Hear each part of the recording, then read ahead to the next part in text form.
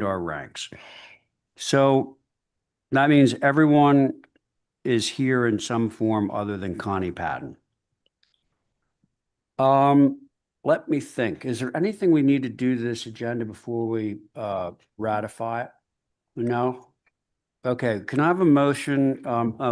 Tammy, thank you. Can I have a motion to approve tonight's agenda? So moved, Mr. Chair. Very good, thank you. And I will do a rotation in Zoom land between Stephen, Carrie, and Joe. Yeah. Well, I have to Steve- recuse myself from consents and consent. Well, hang on. Let's not get Okay. ahead of our skis just yet, Joe. What we're doing right now is you're recusing from consent. So you know what? Why don't you sit on this, which is the approving tonight's agenda, okay? Hey, Yes, Mr. sir. Chair, It's easier. Stephen? I'm just checking what's this rotation thing about? Well, because we have, I know, we have 4 regular members at the table, Yeah, right? Are you suggesting that we go to you because you're a regular member? Got it. well, I guess it would be No, normal you're right. etiquette. No, Stephen, you're right. You're right. I stand corrected. Okay. So Stephen, you are as a regular member, let's have you vote on this. So we already have a motion from Val to approve tonight's agenda. On that motion, Angus, Aye. Abby, Aye. Val, Aye. Stephen, All right, and I'm in favor. Okay, that's one thing out. Commissioner comments, any? Oh, thank goodness. Okay. So moving along to consents, I got this feeling I need to recuse potentially. Val needs to recuse I potentially. need to recuse. You need to recuse, Carrie? Yes. Okay. Angus, can you chair? Who's left? And I think you still, well, Okay, we've got Abby and of course, Stephen. Mr. Chair, yeah, Stephen. Yes. can you guys flash the consent and consent conditions on the screen? I just want to double check that. I don't have access to it. Oh, I need to get this thing up going.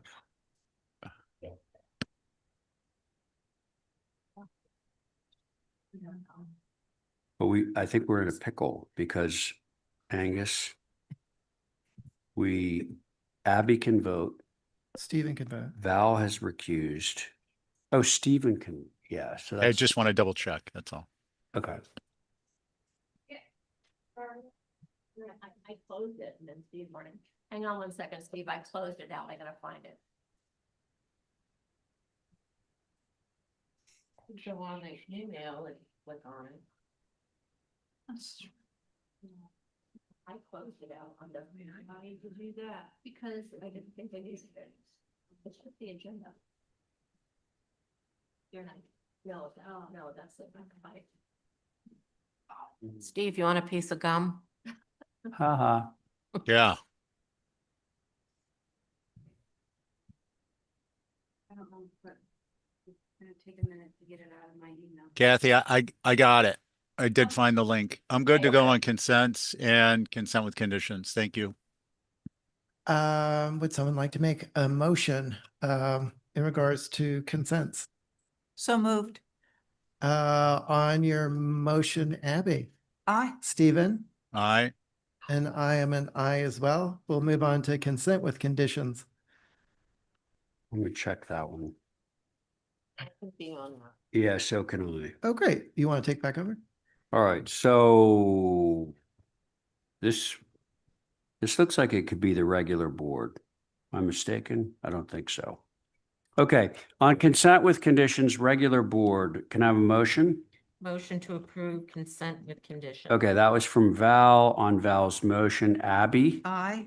Val, Aye. Angus, Aye. Stephen, all right. and I'm in favor. Thank you. And then our usual, as applies to signs, That's my. same. Okay, so Abby has made a motion to take up the sign advisories recommendations on each of the 5 applications. On Abby's motion, Abby, Aye. Val, Aye. Angus, Aye. Stephen, All right. and I'm in favor. Done that. Okay. Now, item 5 is a discussion of the, let me see if I can get this acronym properly.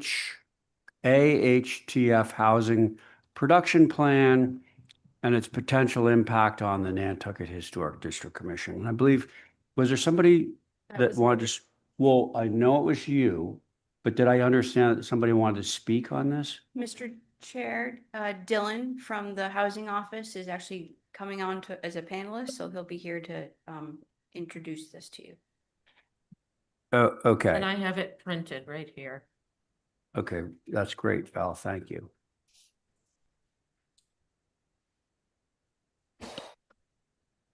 Hi, all. Sorry, I just joined, and I just caught the tail end. Would it be helpful if I gave a just brief overview of what the housing production plan is? Yeah, Dylan, you go ahead. Thank you very much. I'm Dylan Mitchell. I'm the town's deputy housing director. So the housing production plan is a document that's actually required by the state, by the Executive Office of Housing and Livable Communities, in order to stay compliant under Chapter 40B and to retain safe harbor and therefore to retain local control over zoning.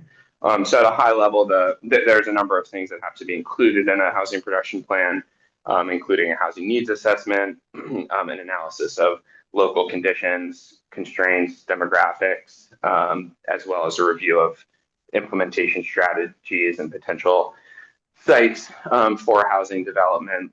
And it's the guiding high-level policy document in 5-year increments. So we did the last one in 2021, and we're working on the 2026 update now. The Affordable Housing Trust voted to endorse the plan at their meeting on August 4th. And originally, the planning board was supposed to vote to adopt the plan at their meeting on August 10th, but because the chair and vice chair were unable to attend, we moved it to a joint meeting with the select board tomorrow, Wednesday 19th, for their adoption. They did receive an update from Judy Barrett and the Barrett planning team, who's been the consultant we've been working with to create this plan.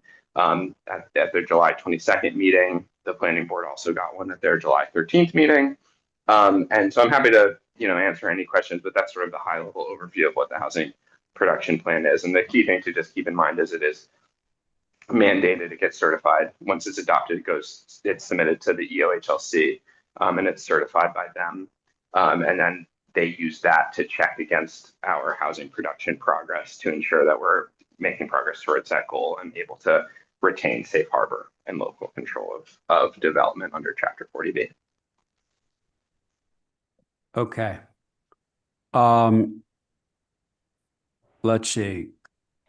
That's a good overview. Val, did you want to speak on this? I did, because I feel like what it's asking for is exemptions from the HDC process. And that's going to make it easier for them to process everything, get it shuffled through at a fast rate, and, if it's not in the historic district, who cares? Yeah, understood. So Dylan, I'm sure that you understand what the concerns of our board would be with respect to this, correct? Sure, I think I have an understanding at a high level, but if I'd love to hear any targeted input or anything. So now I will be the first person to admit that my knowledge of this is very peripheral at best. But if I'm not mistaken, a 40B development does not have to abide by any of the local regulations. That would not only include the HEC, but it would also include zoning. Is that a correct evaluation? So Val is saying that that's correct. So Chapter 40B is the comprehensive permitting tool. So it does allow developers more. If a project that's permitted under Chapter 40B is able to bypass local zoning and local controls, more so than a project that's not. Yeah. And 40B would also be the regulation that allows ridiculously increased amounts of zoning in order to throw a few bones into the affordable amount of units. Oh, right. So, So the issue is if they circumvent coming to the HDC because it's going to be easier, we'll get another Richmond State Penitentiary possibly. And that's a disaster to me. That looks like crap. It is crap. And I think it's wrong. They should work with us. Mr. Chair, may I? yeah, I'd love to ask through you to Dylan. Well, first of all, I wanted to let the commission know that as preservation planner, I was asked to provide some comments before the draft was done. This is my really first time and I will be providing comments. But I think to Val's concern, Dylan, am I correct to say that everything, the work that the housing office has done and Affordable Housing Trust is try to prohibit any 40Bs to get correct. safe harbor. Right. So at the end of the day, it's not using the 40B as a tool. We want to not have that as a tool, but other means of tools. And when I read on page 73 of the document where it's talking about having, pre-approved plans, kind Yeah. of fast tracking the process, maybe looking at Richmond as an example of looking at how you all reviewed a set of plans and then said, okay, you still need to come in with those individual COAs. I guess that would be a comment. And then I guess through you to Dylan, I understand it's kind of at the 10th hour, so to speak, with tomorrow at this being discussed, but I would love to provide you some comments based on from staff's perspective and the commission's perspective tomorrow, if that's okay. Can't we go to the meeting? Are we allowed to attend the meeting or is this a closed door meeting? Is that a question to me through you, Mr. Chair? To anybody who can answer it? Dylan, I would so- say it's for you to answer if you can. Yeah, absolutely. So through you, Mr. Chair, just I want to I'll try and go in order, but let me know if I leave anything out. So Holly is absolutely right. This plan is not to try and increase 40B development. It's absolutely the opposite. So when I refer to safe harbor and to the shy list, that's referring to the housing to maintain safe harbor, we need to be at 10% of units on the subsidized housing inventory list to be able to retain local control and deny Chapter 40B permits. Correct. Or be making incremental progress towards that goal. We're currently at 8.28% of that goal and working our way towards 10%, and we're within safe harbor through December 2027. To ensure that we continue making that progress and retain safe harbor while we're doing it, we must have a housing production plan. The state says we must have a housing production plan. So the plan itself is not at all by any means trying to create 40B permits. I want to be very specific there. This is to retain local control over the evaluation of those permits. So Holly was absolutely correct and spot on. The meeting tomorrow is not a closed door meeting. It is a joint meeting between the select board and the planning board. The public is absolutely welcome to come and attend, and all comments are welcome to be can be sent through me or to Christy Ferrantella, the housing director. Those are welcome to be shared. And I believe there was one other. Am I missing anything? I think there might have been one other question in there. Sorry, I do have a question for you. You have to submit the questions ahead of time because I went to a meeting on a Sunday at dinner time a few weeks ago with Julian Sear and Tom Moakley. And if you didn't hand them your questions on a piece of paper, you were not allowed to ask the questions out loud. Wow. So not a member of the select board, I am a planning board alternate. Obviously, I'll be recusing for tomorrow on this and be there as a staff member. The public comment policy would be up to the select board and the planning board, but my understanding is that the public will be able to comment and be able to speak. Okay, thank you. I know they Yeah. don't answer, but I want to make a record. Yeah. Right. Yeah, absolutely. Not, I also just want to clarify one thing that was said. I think my understanding of this, though this was before my time, is that Richmond was originally explored as a Chapter 40B project, but ultimately was not carried out as a 40B project. That's correct. And I also, I just want to add, I think I don't know who has had an opportunity to fully go through the report, but the plan rather, but the plan is, I shouldn't be interpreted as saying that we want to bypass the Historic District Commission entirely or completely. The report is just identifying holistically the challenges of getting projects, especially income and occupancy restricted projects, through the town's processes, which can, add time and costs to the project, which just make them challenging to be built. And what are the ways that we can work together to ensure that projects that serve the community and also maintain the character of the community and the historic nature of the community. So it's really a way for us to work together. Would never want it to be interpreted as, singling out one board or one group as a problem or trying to bypass them entirely. Okay. Dylan, thank you. Let me just see, are there any other board members either in the room or on Zoom that would have any questions or comments for Dylan while we have him? I have a comment. That would be Angus. My comment would be that, as long as these units are designed with building with Nantucket in mind, it's not a hard process to go through. It's not a lengthy, expensive process to go through. So there's rigorous monitoring and regulation of all building on the island. And so to have something that's exempt from that would be, I think, a compromise to Nantucket. So I would advocate for any involvement that the HDC can participate in. Thank you. Thanks, I have Angus. a quick comment. Yeah, Abby. I'm just leafing through this, your, I don't know what it's called. That's the housing production plan. Yeah, it's 92 quite a lot. pages. But I was just looking at the, that corner that's very prominent, between Pleasant and Sparks, that triangle where we have, the old brick fire station and so forth. That's,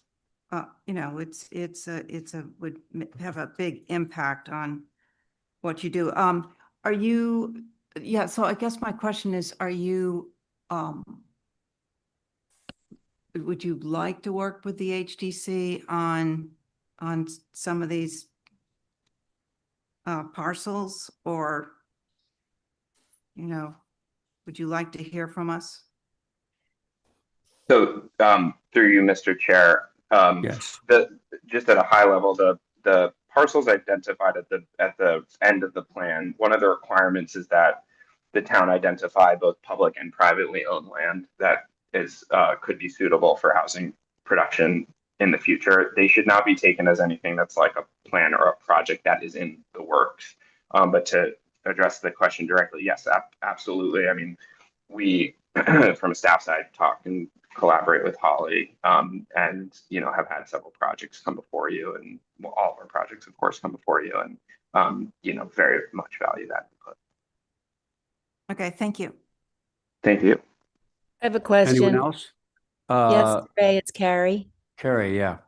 I just have a kind of, I guess, a procedural question or a working with us question. And for affordable housing and all this, is one of the things, I might be being very basic, but is one of the things reducing fees for HDC and fast tracking and possibly having a separate meeting during those kinds of projects when they're coming up? Is that something you're talking about in terms of, trying to fast track, trying to work with us?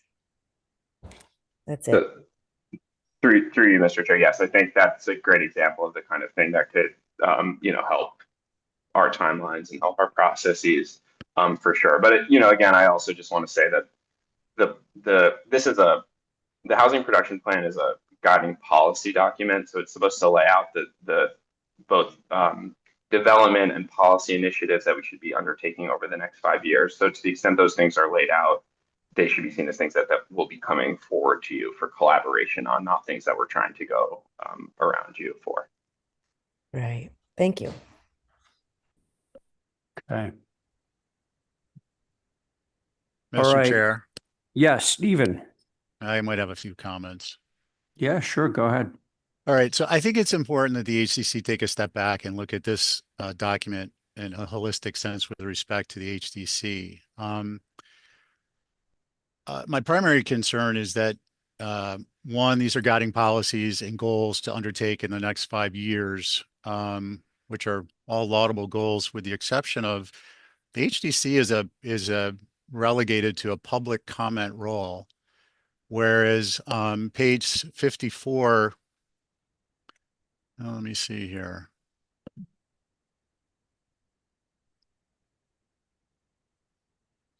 Page 71 indicates streamlining the process.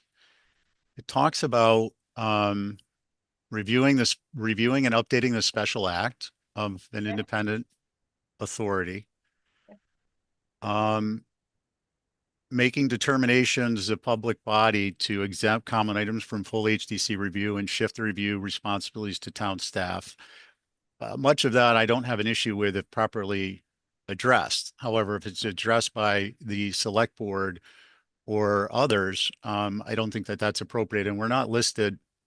If you take a look at the timetable documentation, number 6, streamline the permitting process for residential development.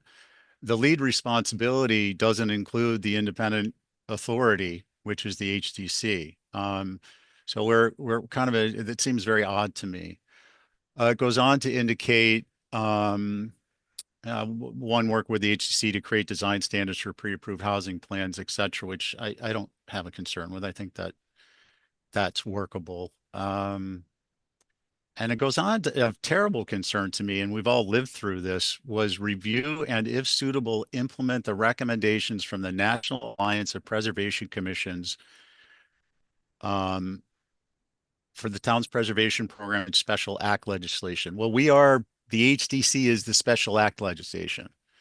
So we remember, if you recall, we had an outside party come in, well regarded, but not really in tune with the Nantucket, the uniqueness of Nantucket, nor the operations. We since implemented some best practices, some of which they had mentioned that we had already had on the table, and others that we implemented ourselves. But there were a wide variety of topics that actually would create problems for the HDC with respect to any attempt to appropriately streamline the process. So I'm not suggesting any of my comments to be a stick in the mud. I think it could be counterproductive, in fact, if the HDC were not involved as the independent authority itself. And certainly with regard and respect to Holly, I know she's in there and she's promoting preservation and planning as she should be. But the HCC is an elected independent body, and it should have representation in a leadership role, which I'm certainly not volunteering for. In number 6, streamlining the permitting process for residential development, and anything in the document, the housing, Nantucket Housing HPP, you can refer to page 54, page 62, page 71. And again, the concept that the HDC is involved in any of these meetings and relegated to a public comment role, I don't think that that's appropriate. That is, unless the community wants to change the HDC to be more like the Conservation Commission or the building, or I'm sorry, the sewer or so on and so forth. But the HDC is along the lines of the NPDDC currently. We are an independent commission. We are empowered to make our own rules, regulations, policies, and procedures. And I think this runs contrary to that. This being the concept of someone weighing in and redirecting the HDC in both its daily duties and efforts. And I think if the HCC were to be involved in a lead role, we'd be looking for outside input on what others are trying to accomplish, and then we would bring it back to our own commissioners and have discussions and make our determinations independently. That is not what this provides for. So I would urge caution in proceeding with this as is. The cake is baked. That's pretty clear. So I guess we'll be dealing with it after the fact. Thank you, Mr. Chair. Okay, Stephen, thank you. Anyone else? Okay, I'm gonna go tomorrow night. I knew you would. Okay, shall we move on from there? Sure. I think Dylan, you've gotten the message, right? Yes, Well, and Mr. Chair, I hate to interrupt, but I'd like to close that point out. Does anyone share that concern, or is it just me and the wind here? I think we all. Oh, it says change the HDC's Special Enabling Act so that it streamlines the process? Yeah. So, Yeah, well, no, I think, I I'm pretty understand. sure. Okay, go ahead. Sorry, I understand you may, but it's important, I think, for the community to understand that I'm speaking and I'm identifying concerns that you all have as opposed to just my concerns. Totally agree. I share that. Yeah. Okay. Thank you. Dylan, thanks. We'll see how it goes tomorrow night, I guess. thank you. All right.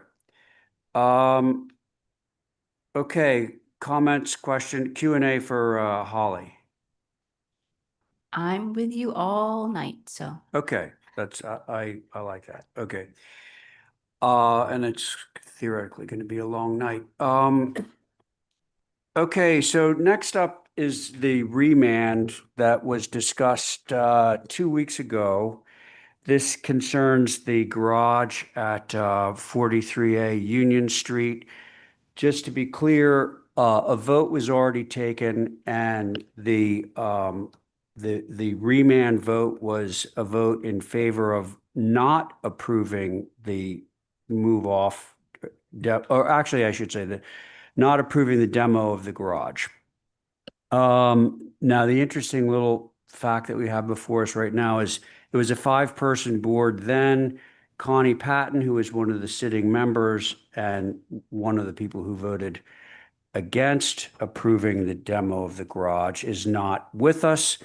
But there are 2 people that voted in favor. So we're not going to have any public discussion on this. B, I believe Nicole and George from KP are on if there's any questions regarding procedure. Nicole, George, do you want to say anything in advance, or should we just move forward? Because who's that? George? That's George. Hi. George, I was going to move forward with a vote to approve the language that is going to be sent to the state. Do you have anything you want to say in advance of that? I do not. It's good to be with you this afternoon. I'm here available to answer any questions that you might have.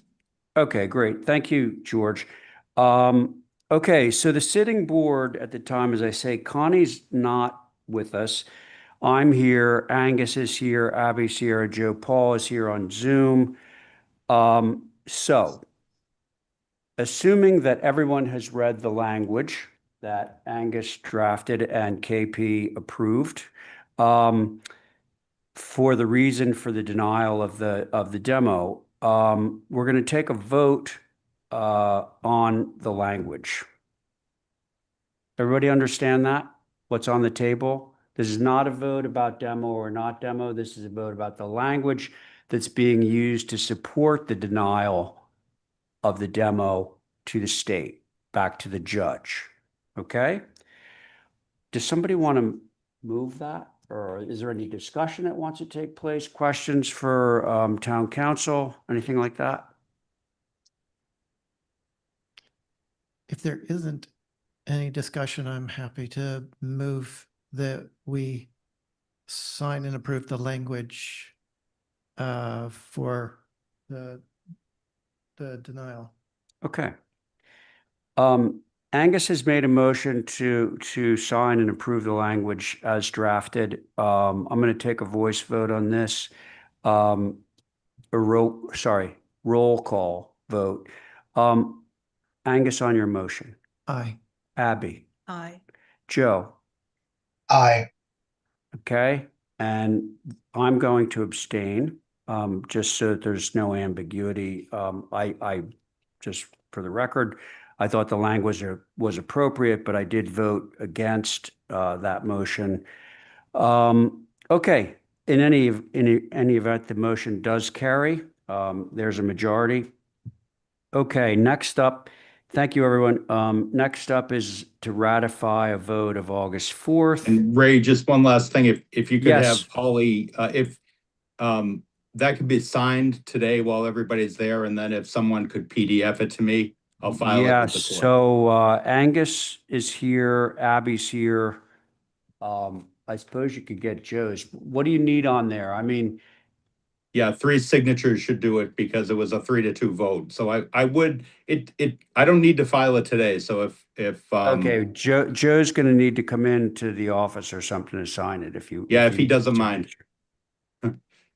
I can do that first thing in the morning. Okay, Much- okay. I think much that would appreciated, and then we'll simplify. be all set.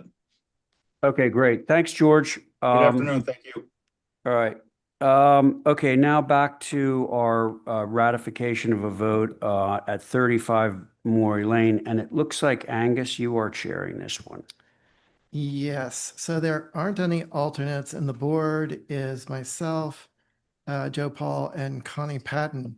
So it really just comes down to 2 of us at that point. So there really isn't a, Mr. Chair, yes? was Stephen on this too? And I just forgot to put him on there. Okay, yes. Yeah. Stephen's on there too. Mr. Chair.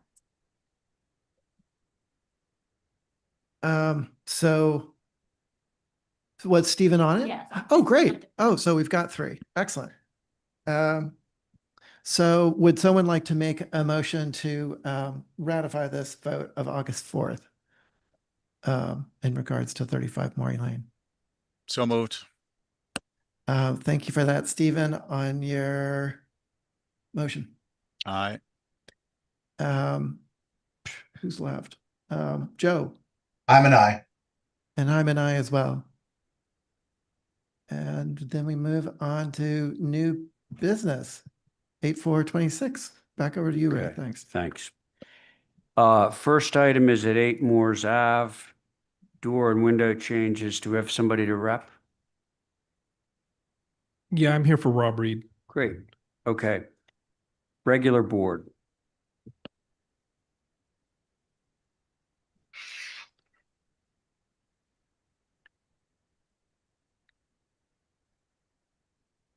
Go ahead. Oh, they want to change the windows and doors. To their modern windows and doors, and they want to change it to a different brand. Holly has the information.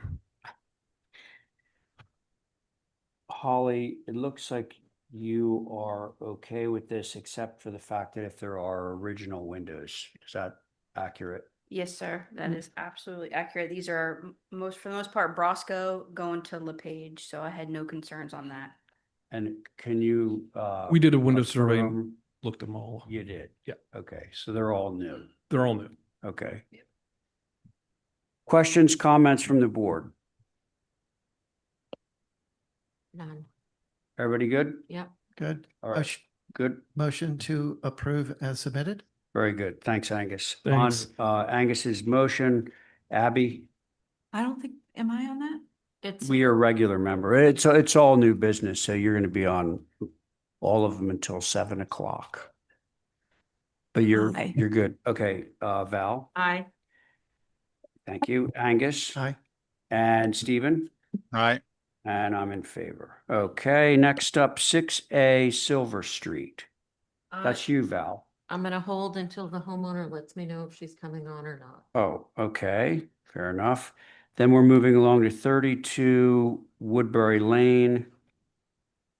Anybody to rep that?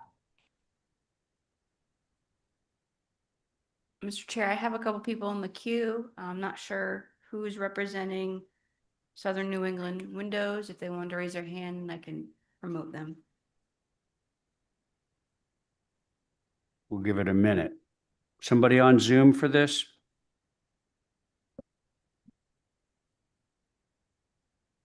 No hand raised? Nothing. Okay. All right. Well, if somebody comes in at some point, we can return to it.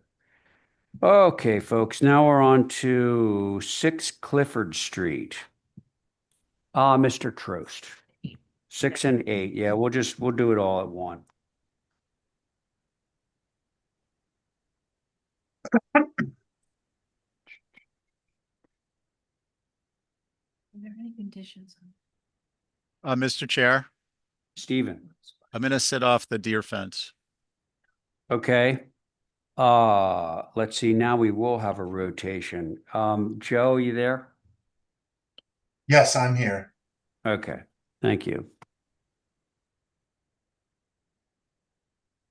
David. Yes. So as you know, this is for a deer fence that has already been installed. My business, Ernst Land Design, installed it for the customer. The customer requested for a number of reasons, including, while their plants were being eaten and concerned about grandchildren and ticks. And we went to great lengths to, to be as unobtrusive as possible. The fence is, majority of it is hidden in vegetation. There are a couple places where you can see a post. We went with the rust colored grates because we thought that was the least obtrusive. And, compared to some of the other deer fence entrances that I've seen out there, this one is pretty understated. So. Oh, okay. So David, the site plan, that's both of the lots? Yeah. Okay, got it. All right. And they both look exactly the same. Yeah, all right. Thank you, David. Comments from the board? I'll go, Yes, because I went out there today. all right. I really don't have a problem with the deer fence. It's pretty well squeezed in between vegetation, unlike a lot of them. It's the great stuff. They're right on the street. There's no gate hiding anything. And I was reading about these grates today, and they really don't make sense unless you're cattle, because deer can jump over them. So I don't know why there's such a trend to have them, but that's the only beef I have is the grate. Okay. Thank you, Val. Who's Rather see a next? gate. Okay, thank you. Who's next? Happy to go. Angus. I agree with Val. Of all the deer fencing that you see out there, this is really well vegetated. There are some bare spots, but I see things growing, which I would anticipate continuing to grow and to screen what's there. I hadn't really seen this combination of the deer fence and the split rail, but your eye kind of goes to the split rail. And then there's, heavy sort of backdrop and foreground of vegetation. But my biggest concern is the grate, and that is not. So I would. I think that this could the fencing could go through if there's just more vegetation in the bare spots. But for the most part, it looks pretty good, and eliminate the grades. Thanks. Eliminate the grades. Yes. Okay. Angus, thank you. Who's next? I've got nothing to add. Nothing to add. Okay. So are you okay with the fencing and have objections to the grading? Is that safe to say? Yeah, I'm with my colleagues here. Okay. And Joe. Yeah, I agree with everything that Angus said regarding the fencing and the status of any of the open areas looking like they're gonna get filled in. The site plan alone scared me, but I appreciate the photos and, it does appear to be well hidden, even though it's close to the property lines, it looks like. The cattle grates, I guess the alternative is well, I guess there's two alternatives: nothing, in which case all the deer fencing is somewhat pointless, or an actual gate. And I'm glad we're not looking at as-built gates because those just send the wrong message, I think, to everybody that walks by. This is a rural area. I think if they were set back further from the street, and I don't know if the rust color is exactly working well given the juxtaposition against the stones and the Belgian block, but I mean, I'd be okay with them if they were a little bit further back from the street, and I guess I would support a very rural gate if you were to come back in with a gate design in lieu of the cattle grates, nothing painted white, and something that I don't know exactly what the description would be, but I'm sure David knows the informal grates that you'll see around on some of the public land on the island. I would be okay with that. So I guess I depart from my fellow board members regarding the cattle grates. I think there's probably a solution that keeps them if they're further back from the road, but as is, not a fan. Thanks.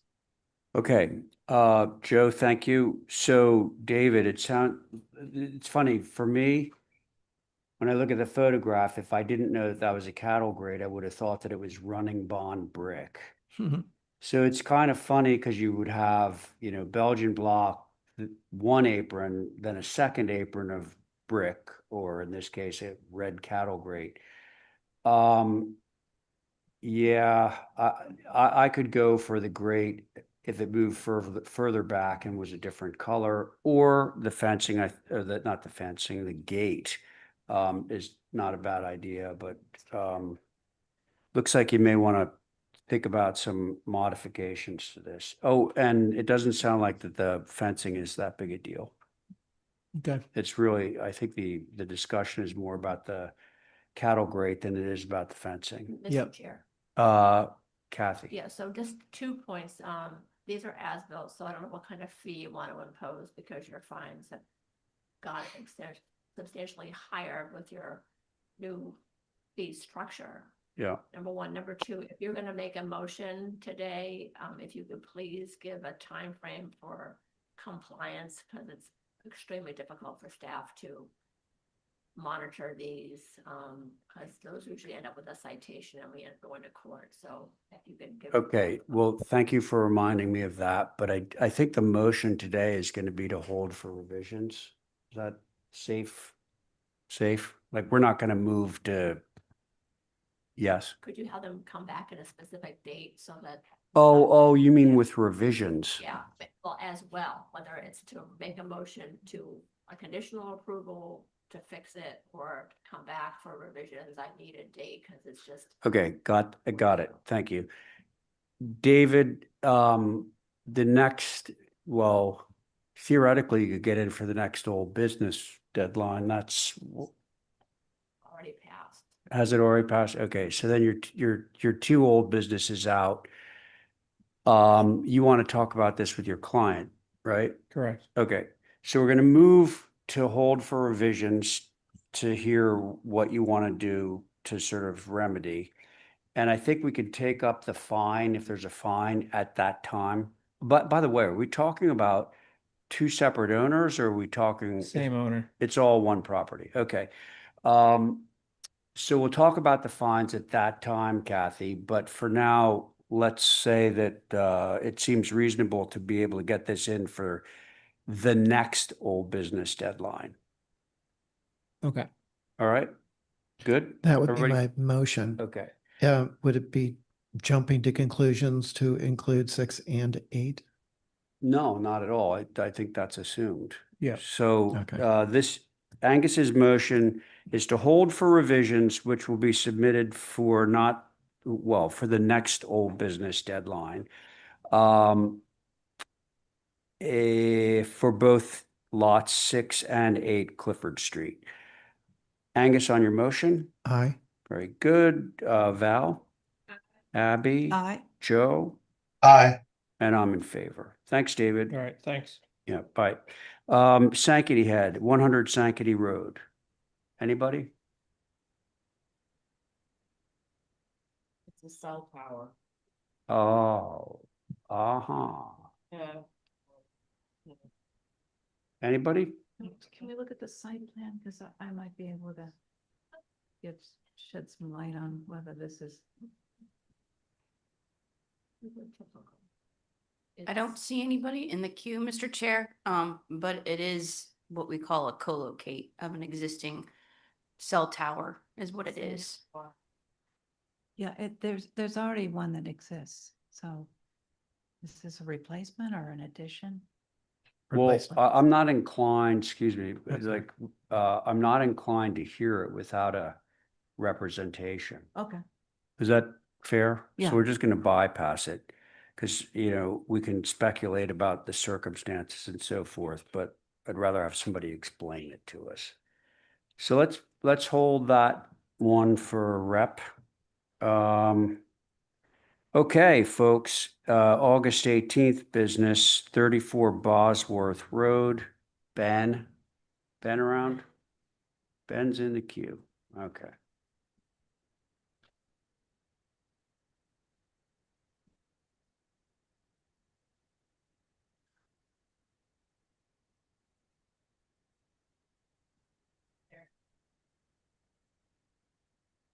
Good evening, everyone. Hi, Ben. You ready for me? Yeah, I think so. Okay. So this project is pretty old and cold. This was a project I did with Mickey back in 2016. They failed their final inspection at that time due to trim color was inappropriately painted, and there were some fenestration adjustments that were made in the field. At that point, this project again kind of went old and cold. Of course, nothing goes away, so we're trying to rectify those issues. Nothing was really egregious as far as the fenestration changes, the color changes. I apologize. It was a field decision that again 10 years ago. I don't really remember how it all came to be, but we are trying to make this right. So we've applied for the applications, this was a failed inspection. My understanding is that that's not technically an as-built situation, so we're hoping to not be charged the $5,000 for these issues. And hopefully with that, we can kind of put this to bed and let this project lie. So Okay, Wait, I'm confused. Why is it not technically an as-built? because it doesn't have a C of O. Yeah, so And it's been anytime. 10 years and now. No, it has nothing to do with. No, that. no It's- grandfather. If things happen in the field, changes happen, they put the wrong window in, we don't typically fine them for that mistake. It's only if they put it in without approval or permit at all. So that when they were there before, staff wasn't told that the color change was a failed inspection, and then I did some digging and found John Hedden's inspections from 2018, 17. So there was more to it than just a color change, so I had Ben submit. Kathy, It was- Mr. Chair, I'm sorry, we can't hear Yeah. her. You can't hear me? Oh, I'm sorry. Oh, are you? Sorry. This was a failed inspection, and I did some digging and found one from John Hedden from 2017. So it was more than a trim color change from the August 4th meeting. It was windows and doors. So I found the inspections and gave it to Ben and told him he should submit an application so that he can get a C of O. And as you can see here, that's our town's laserfish, our fabulous pictures, what poor Nikki is dealing with when she does inspections. So I had Ben submit real-time photos in this application. So I see how the quality is pretty bad, but Okay. anyway. Yeah, sadly, I can't get this stuff Chair? up. Yes, Stephen, May I ask a question of you? of course. It seems like, I don't know about old and cold, but we know a picture's worth 1,000 words. Maybe we do a view on these. No, it's right there, Stephen. There's no need to. I think location is part of the solution. I did look at the images, but I would personally love to know what's inconsistent. You know, what was done not per the drawings, where the violations are. Yeah, Color, the trim color Oh. in the one window. yeah, I did Thank supply you. plans that have all that highlighted at the very end of this packet, so whoever's controlling it's going in the wrong direction, but. Yeah, well, that's in a nutshell about the main house, and then I'll find. Yeah, by the way, folks, we are at the moment reviewing the main house.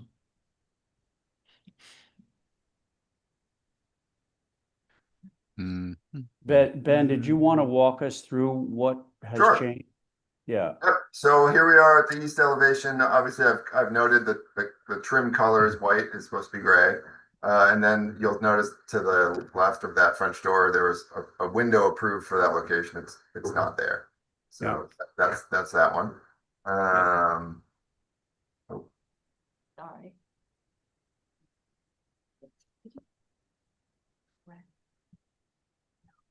No, I think it's gray. Right, yeah.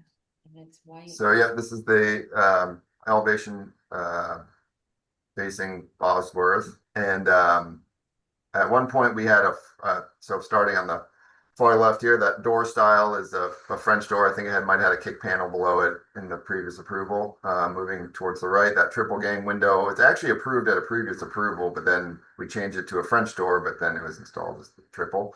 But on the second floor, there was a window centered, or there's two windows flanking, or there was two windows and there was just now a single window centered on that French door. So, and again, the trim color, obviously. And I believe that's the only fenestration chain problems. okay, so the big one, of course, is the change from gray to white. Yep. Yep, and that was approved on consent with conditions last week, but with the fine, and that fine just felt very steep. So just to put that into context. Oh, okay. Got it. So I guess I'm getting back to Stephen's initial comment about viewing it, because I think a lot of the white paint issue is contextual. How does everyone else on the board feel? Well, we already approved the color change. It was about the fine. We did, and it was about the fine. So And the fine he's doesn't- trying to say, is the color change something that's approvable?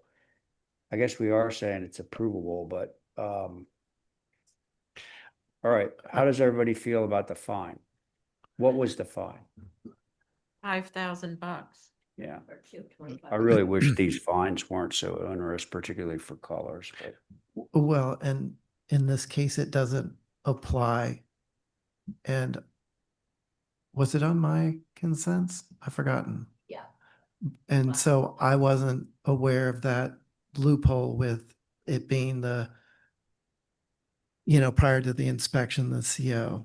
And so now I know, but I did go and look at this, and it's surrounded by white houses. So it's like, oh, that's why you're showing that.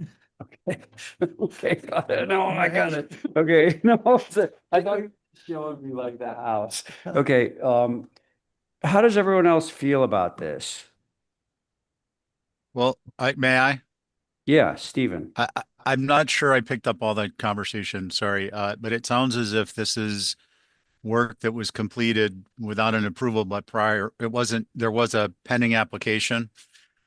or there was an application, but it hadn't been closed, a COA, and it hadn't been closed out, correct? The COA, exactly. The COA was Okay. not closed out. So theoretically, the work was quote in progress.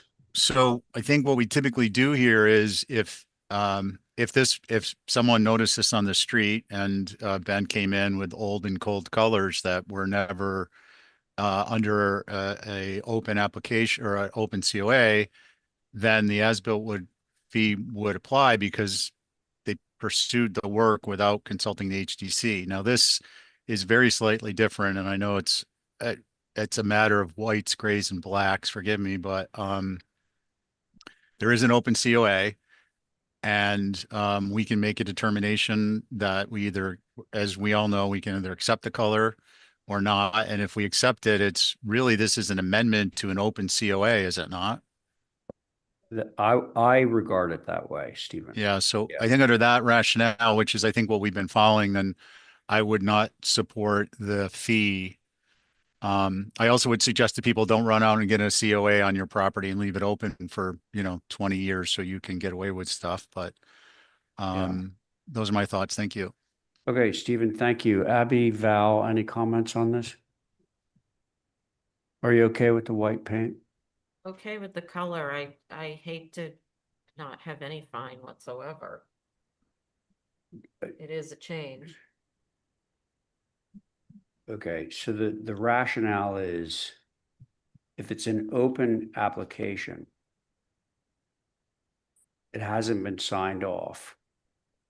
Right. You get it, right? Yeah.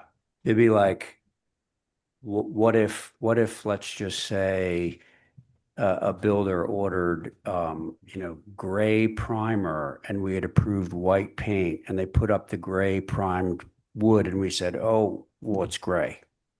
Like, well, no, but we're going to paint it, so that's why I'm in favor of prior to actually getting a C of O on something, that,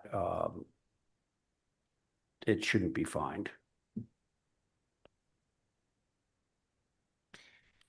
Yeah, well, paint color, I don't find it that egregious, tearing down a building and something like that. Definitely, I would be for a fine or something more. Yeah. Just destructive. I agree. I would like to look at this sort of in the abstract and say, is this in a neighborhood where white paint has been approved? And the answer, as Angus showed me on his phone, is yes, it is. So, theoretically, we should be approving white paint on this building. What about the other things that weren't carried out? Well, is anyone troubled by the other stuff, the window changes, et cetera? I'll make a motion to, what do we say? Waive the fee, the as-built fee, and okay, the architecture, I guess. Okay. Just to streamline this a little bit, Ben, is the shed thing all about the white paint too? Yeah, and just the garage or the shed doors are slightly different than approved. They have these horizontal battens and they're a little wider, but the picture is what it is, and you can look at the previous approval, but it's pretty normal looking. Okay, so there's the garage doors, and I'm just hoping to be able to maybe move these along together, these two applications. Is everybody okay with the garage doors? Yes? Yes. Okay. So Abby, can you include the garage in or is it a shed or a garage? It says shed. Shed. You can include that? Motion is to include the shed. Okay, so Abby's motion is to approve the revisions to the main house and the shed without the as-built fee. On that motion, Abby? Aye. Val? Aye. Angus? Aye. Stephen? Aye. And I'm in favor. Okay, Thank you, thanks everybody. everyone. Okay, Appreciate it. now we're along to Dartmouth. As-built shed. Oh, loving this. Oh, man. believe Val wanted you all to review it because of the fee, right, Val? Well, the fee and the plot plan, the way it shows on the plot plan isn't the way it's actually sitting on the site, and I just thought Stuart would come to the meeting, but I don't see him, so Yeah. I'll text him. Do we want to pass this one by? Yeah. Okay. Okay, now we're on to 25C Pine Street. Ethan. It's not an as-built. Hey.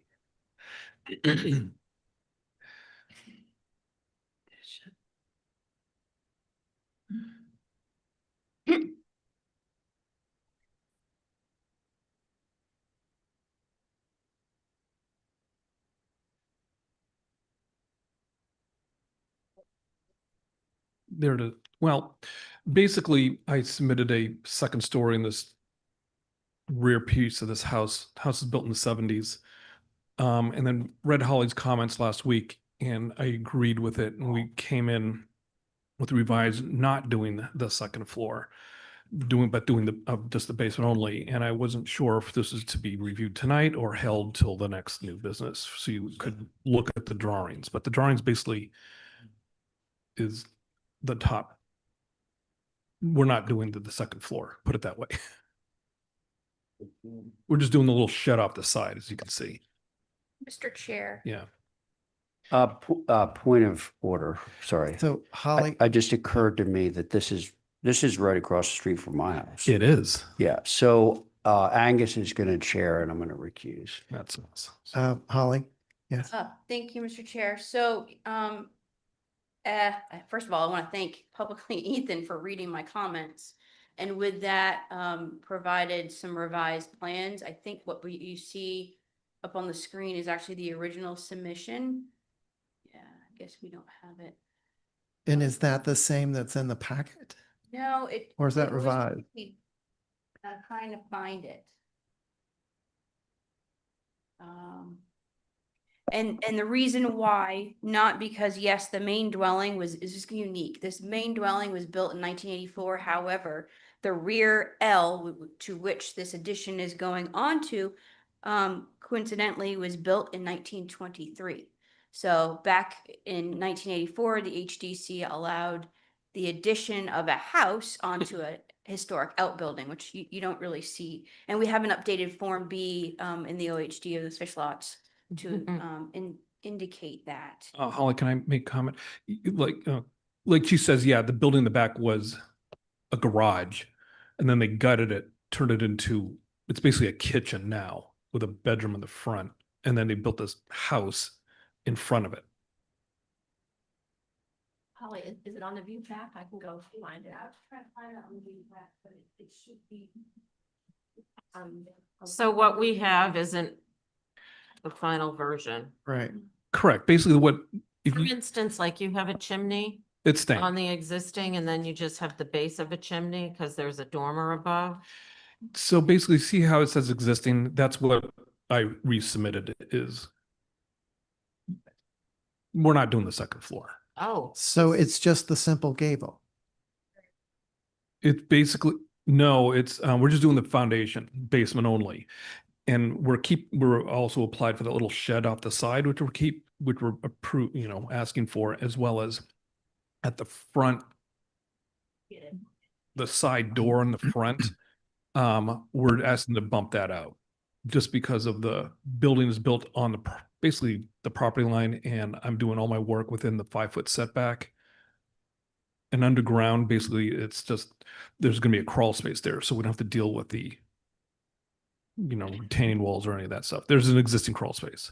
At some point it'll come up on the screen. Yeah. Talk about it. Yeah.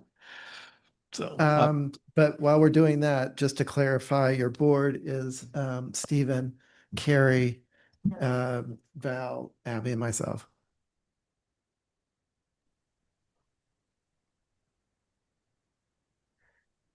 Are you looking for someone to go? No, we're waiting for plans to come up because Okay. they were submitted later. Yeah, it seems Ethan's description was pretty good of what he wants to do.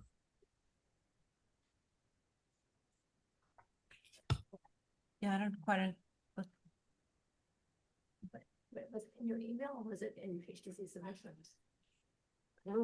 Could we, well, I don't know, I was gonna suggest maybe we could be searching for this while we move on to other. My next applications one? that are ready. Well, no, hopefully just a couple of apps. I think his is the next one, right? Yeah. May have sent it just.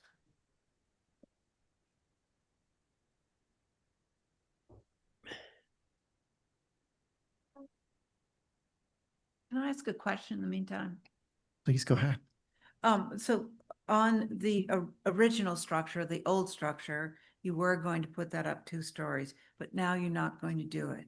So, And we're changing the roof from asphalt to red cedar. That hell okay. care. So far, it sounds good. I mean, my original, the drawing to how I do existing and proposed on top of each other. So if you saw the existing, that's existing. The only real visible thing you'll see is the shed on the other side because there's no storage anywhere on the property.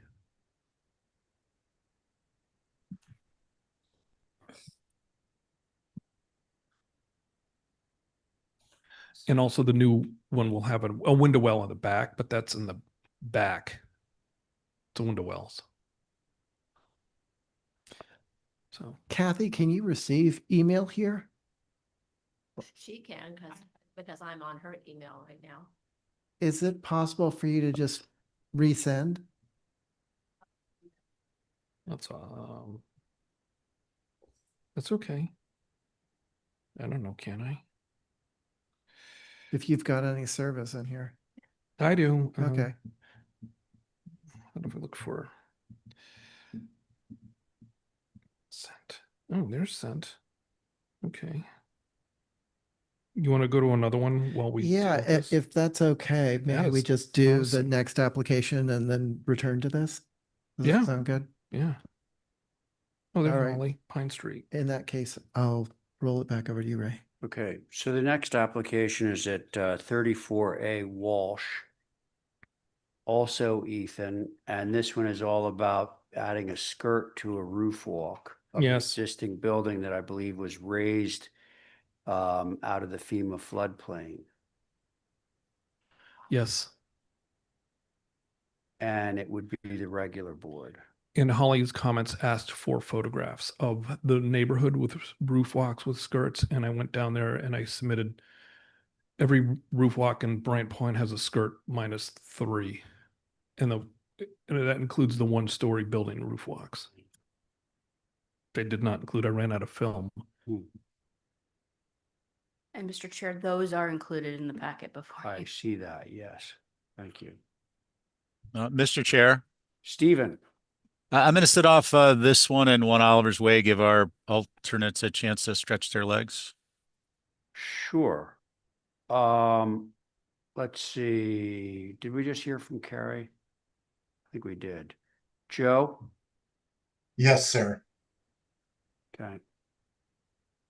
Who actually was sitting on the prior application at Pine Street, by the way?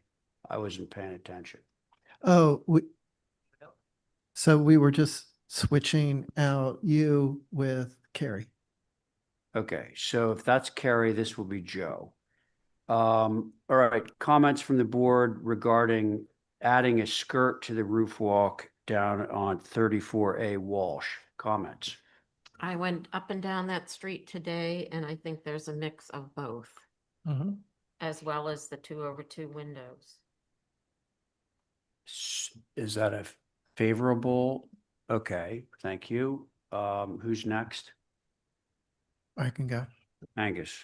Yeah, I found a mix too. I think one of the more successful ones is, especially with this being raised, is that the vertical boards underneath, make it feel more vertical. So I think it actually helped to have the roof walk painted white with the skirt being natural so that it sort of looks like it's just the legs. Is the roof walk painted now? Ethan? Is the roof walk current? It is, no, it's not painted. I don't think so. It's not painted. No, it's not, the house isn't even built yet. Oh, the house isn't Yeah. built. Okay, Yeah. all right. And it's behind another house. Yes, it is. Okay. I have- So, yeah. just to reiterate, Angus's feeling is that if we painted the structure of the roof walk, posts, frieze board, or skirt board, and then the infill would be natural. That would be your preference? Yeah, I've seen those down there. Okay. Well, yeah, I'm looking at a photo of one. Okay, Angus, thank you. Let's see, we got Stephen and Abby. Is the roof material, is it wood or Yeah. asphalt? No, it's wood. Oh, the roof itself is The wood. roof itself Yeah. is wood. Okay, yeah, I'll go along with the natural skirt and the white posts. Okay, thank you, Oh, Abby. wait a minute, sorry, I think the roof is asphalt. Thanks. The roof is black asphalt, sorry. Oh, It's the needle. Should change your view. Across the record. it's not as nice. Oh, we can't afford it. It's never as nice. Stephen? He bowed out and you brought me in. Oh, gosh, that's right. Joe, thanks, sorry. I'll try not to be offended. I agree with Abby and I think it was Angus. No concerns, and I like the idea of the main structure of the roof walk being white and the skirt natural. Thank you. Okay, so sounds like we have lift off. You're gonna get an approval for painted roof walk plus natural skirt. Can I have that motion? I'll make that motion, Mr. Okay, Chair. that was Val's motion. On Val's motion, Abby, Val, Aye. Angus, Hi. Joe, Aye. and I'm in favor. Okay, should we go back to Pine Street or are we moving right along to Oliver's Way? Go back to Pine Street? Okay, back to you, Angus. Okay, so again, it's the regular board minus Ray, traded out for Carrie. You don't have it? I copied you, Kathy, as well on the email. Yeah.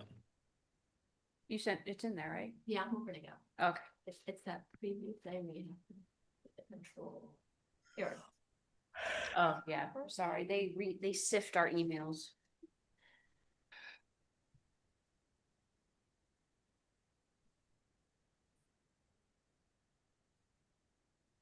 And Mr. Chair, I support the revised plans that you're gonna see. Well, that's good to know. Thank you, Holly. Never. One's spearmint and one's.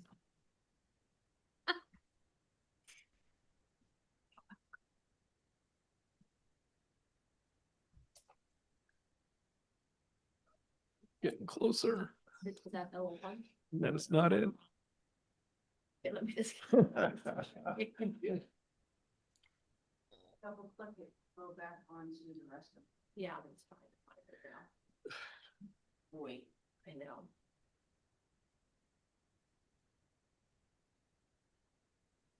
Change how we receive attachments. Of course they do. Every time I learn how to do something, it changes.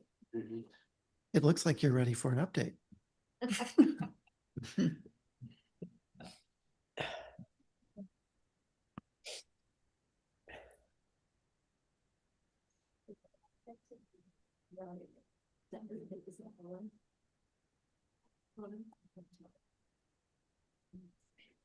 Yeah.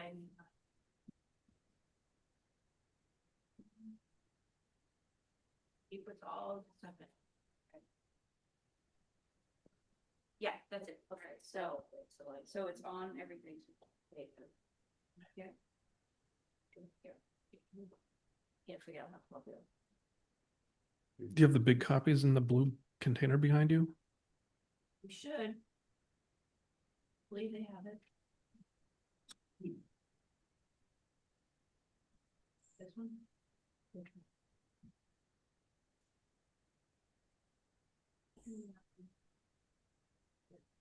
Go.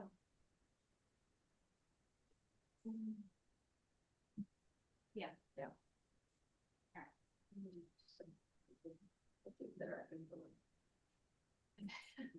Oh, there it is. Open up.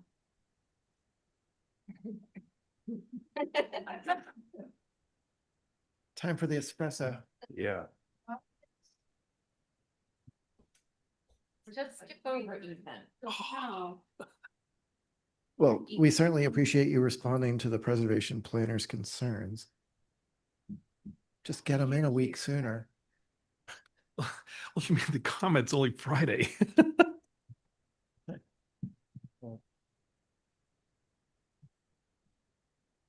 window.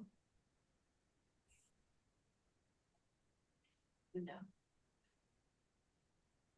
Don't want those.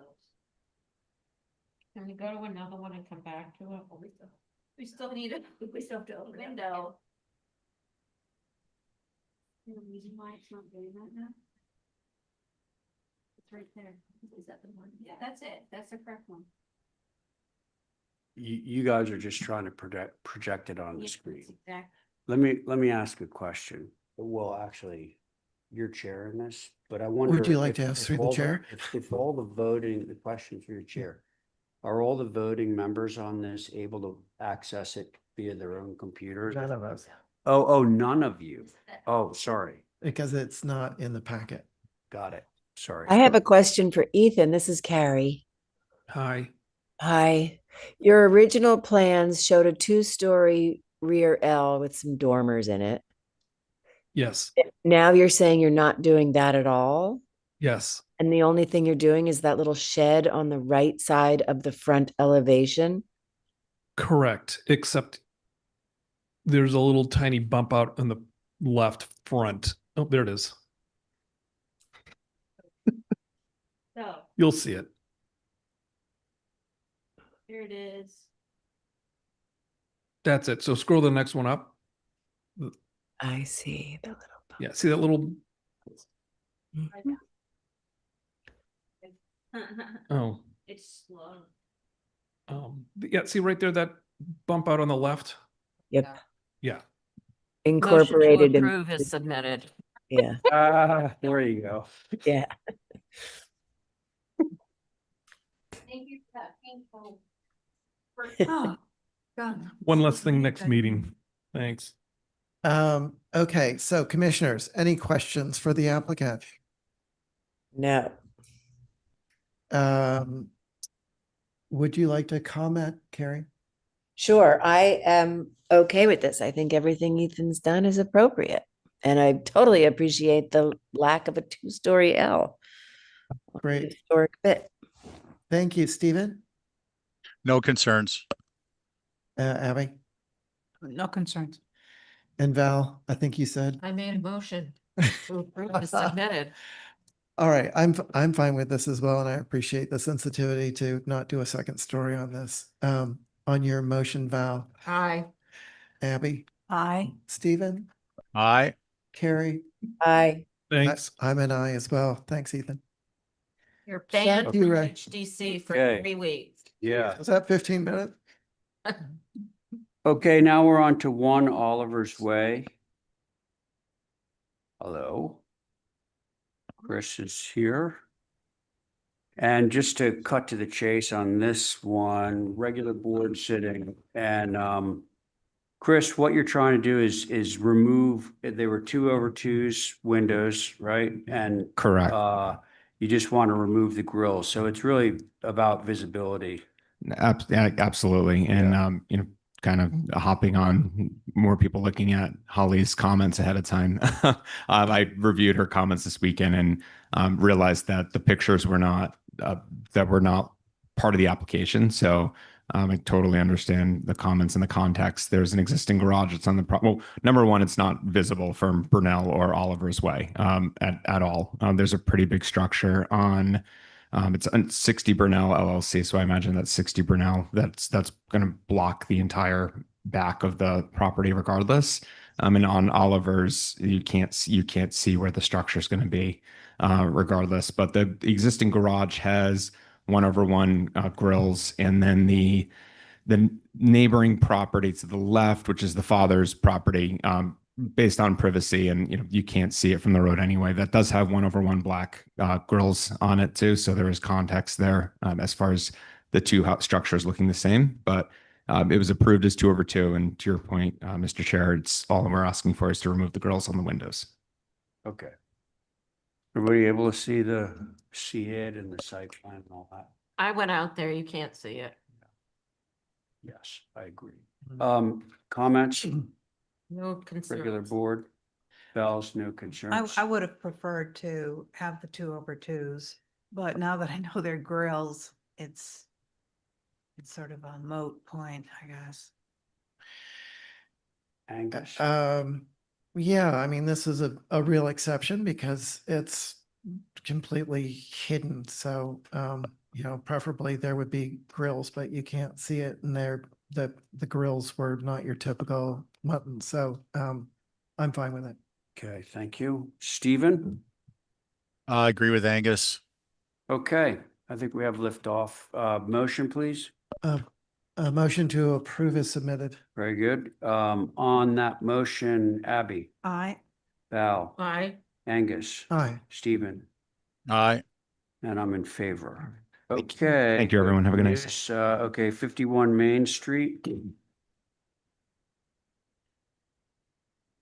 Oh, yeah. Do we have somebody, they must be online because they're off island somewhere, right? Okay, I'm gonna do a little background on this one. So Stephen, you put this on consent with conditions, condition being that all this brick removal work would be sort of monitored by the staff. I think Holly and company wanted, the board to participate, I believe. Would that be a good word to use, participate? Clearly, the issue here is that it's an old house. What they want to do is some, forensic work, which involves removal of existing brick fabric. So the concern, of course, in a case like this is that you're removing old brick fabric. So you have old mortar and you have old bricks, and how is it going to be put back so that it doesn't appear like it's been worked? Mr. Chair, I Yes. don't know if we have a applicant in the queue. Okay. Who's They were representing? notified that it was gonna. Yes. Yeah, okay. Okay, I guess I'm gonna pass it by, but I agree with Holly that, we should get some assurances, photographs, documentation, that kind of thing. But I we- agree with that we too. we won't, we're not gonna deliberate right at the moment. We'll wait till the Is it applicant's. pharmacy? Yeah. Yes. Yeah, it is, right. Multi-tenant. So, yeah, high profile thing. Mr. Chair. Stephen, go. Yeah, when we take this up again, I want to clarify actually what my consent with conditions were, okay? Do you want to do that now, or do you want to do that when the Oh, applicant? I mean, if we're not going to talk about it, I don't mind. I don't have a burning desire. I just, for the clear record. Yeah, okay. I think it would be great if the applicant were present, particularly because, Yeah. they're off island, et cetera. Sounds good. Okay, Stephen, thank you. 20 Lion Street. That would be you, Matthew. Lane. Lions Lane, sorry. Oh, Snuck up on me. Regular board.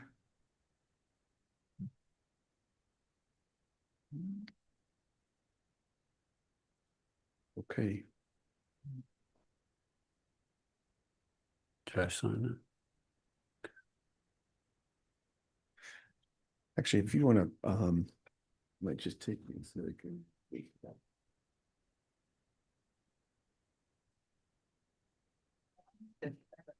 Yeah, it's trying to, I'm sorry. No. One's on me. Says I can't register. So do you guys mind sharing for me? For some reason it won't let me connect. So with your permission, Mr. Chair, I'll just jump right in. So this is an application for a new dwelling, 20 Lions Lane. It's a new dwelling. It's limited to 2,000 square feet of footprint, so it's not an enormous structure. We did go with a gambrel style to drop the height, although I think from the site photos, you'll see that there's not a lot of visibility from the road itself. The house is set back about 100 feet from the road itself. Try to keep things fairly simple, consistent. We've got cottage corners, colors are white, windows are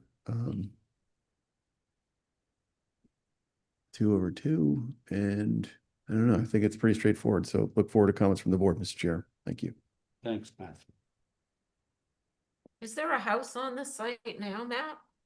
There is, but it was approved to be there was a move demo secured prior to our involvement, so. Gotcha. I have a question. Angus.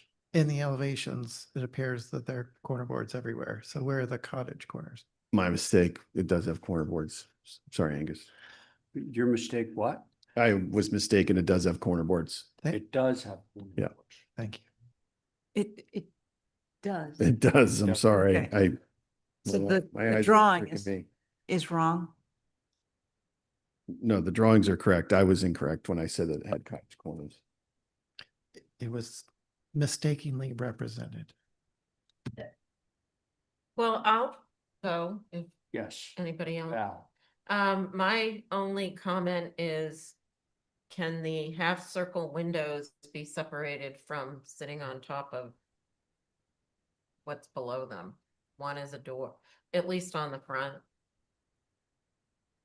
If you look at the south. For you, Mr. Chair, we could certainly do that. Anything else? No, Okay. I love a gambrel. Abby, were you about to speak? I was going to suggest, yes, I would nix the half rounds and the quarter rounds. And I think cottage corners would, well, not on the gambrel itself, but on the corners would be, make it less white. I'm assuming it's white. So those are my thoughts. Thank you. Okay, thank you. We have Stephen on this side. I can go. Yeah, Angus. I agree with Abby. I think in this, place out of town, it's nice to have something that sort of fits into the woodsy look here. And, the white trim preferably would be gray, but I think the corner boards is really what would make it stick out. So I'd recommend going with the cottage corners as originally presented. Okay. What about the half windows? I'm okay with that. I mean, that feels like it's kind of going back to the 80s, but Yeah. it's nice to mix it up a little bit. The 80s are coming back. And the only other thing is I would bring the heads or the eaves down to the window head casings on the dormers. Okay. You all set? I am, thank you. Okay. Stephen? Yeah, thanks, Mr. Chair. So I had this on my review for consent. My concerns were to the extent it's visible, and Matt, I don't know what the topography is like here, and obviously along Lyons, anything you see from the street is going to be through a lot of shrubbery. But the rightmost secondary mass, the gambrel, I think the proportion, the chords on both the north and the south elevations are a concern for me. And the only other item was potentially, again, given only subject to visibility, is on the south elevation, the dormer, leftmost dormer with respect to its overall size in proportion to on the south. Yeah, the leftmost in proportion to the other two. I don't think it needs to match them. I just think it needs to be a little bit slimmer and support the color change and cottage corners. Fan lights, you know what? It is a kickback, but every once in a while, a little salt in the no, that's not a good term for it. A little variety goes a long way. Thank you. Okay, thank you, Stephen. The thing that struck me initially was the verticality of this side gambrel. I think you all know I'm a big fan of gambrels for a lot of reasons, but that one seems like particularly vertical, which Stephen called attention to. I think that's my biggest concern here, although the sort of very large half round windows are also a concern. And with respect to the street, the site slopes up, I believe. So you're probably, Correct. according to topo, you're probably 4 feet. Your platform is going to be about 4 feet higher than the street. Is that more or less Correct. correct? Yeah, so given all that, I would say cottage corners definitely, ideally a lowering down of the, theoretically subordinate mass on the right-hand side. What else was mentioned? Plate No, height. I'll leave it at that. Uh, Yeah. Make a motion to hold for minor revisions. Okay, thank you, Abby. Abby, on your motion, Aye. Val, Aye. Angus, Aye. Stephen, Aye. and I'm in favor. Thank you very much. Very good, thank you. 1 Cherry Street, I am, you're off this? recu- Okay.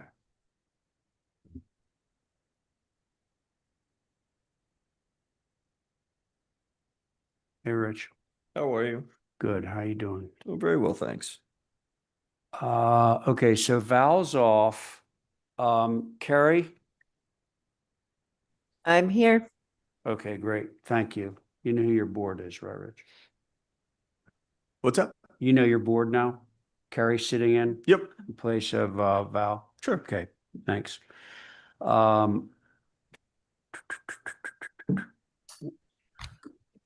we up and running? Yeah, so Yeah, go so- ahead. So we're talking landscape hardscape today. So really it's pretty minimal as far as, what we're proposing here. We're proposing to get rid of the asphalt and install, like a grass pave type system, which I think will benefit the property entirely. Introducing Belgian block aprons at each entrance and exit. We are proposing a 6-foot board fence, kind of wrapping around the property. It is close to the property line.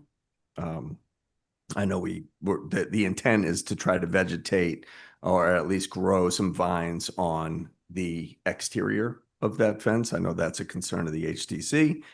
And as far as the building hardscape, it's really just a simple bluestone walkway from Cherry Street to the front door.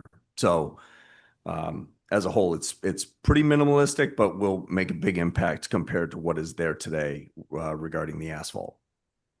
And there's some imagery right there that shows the intent of the design.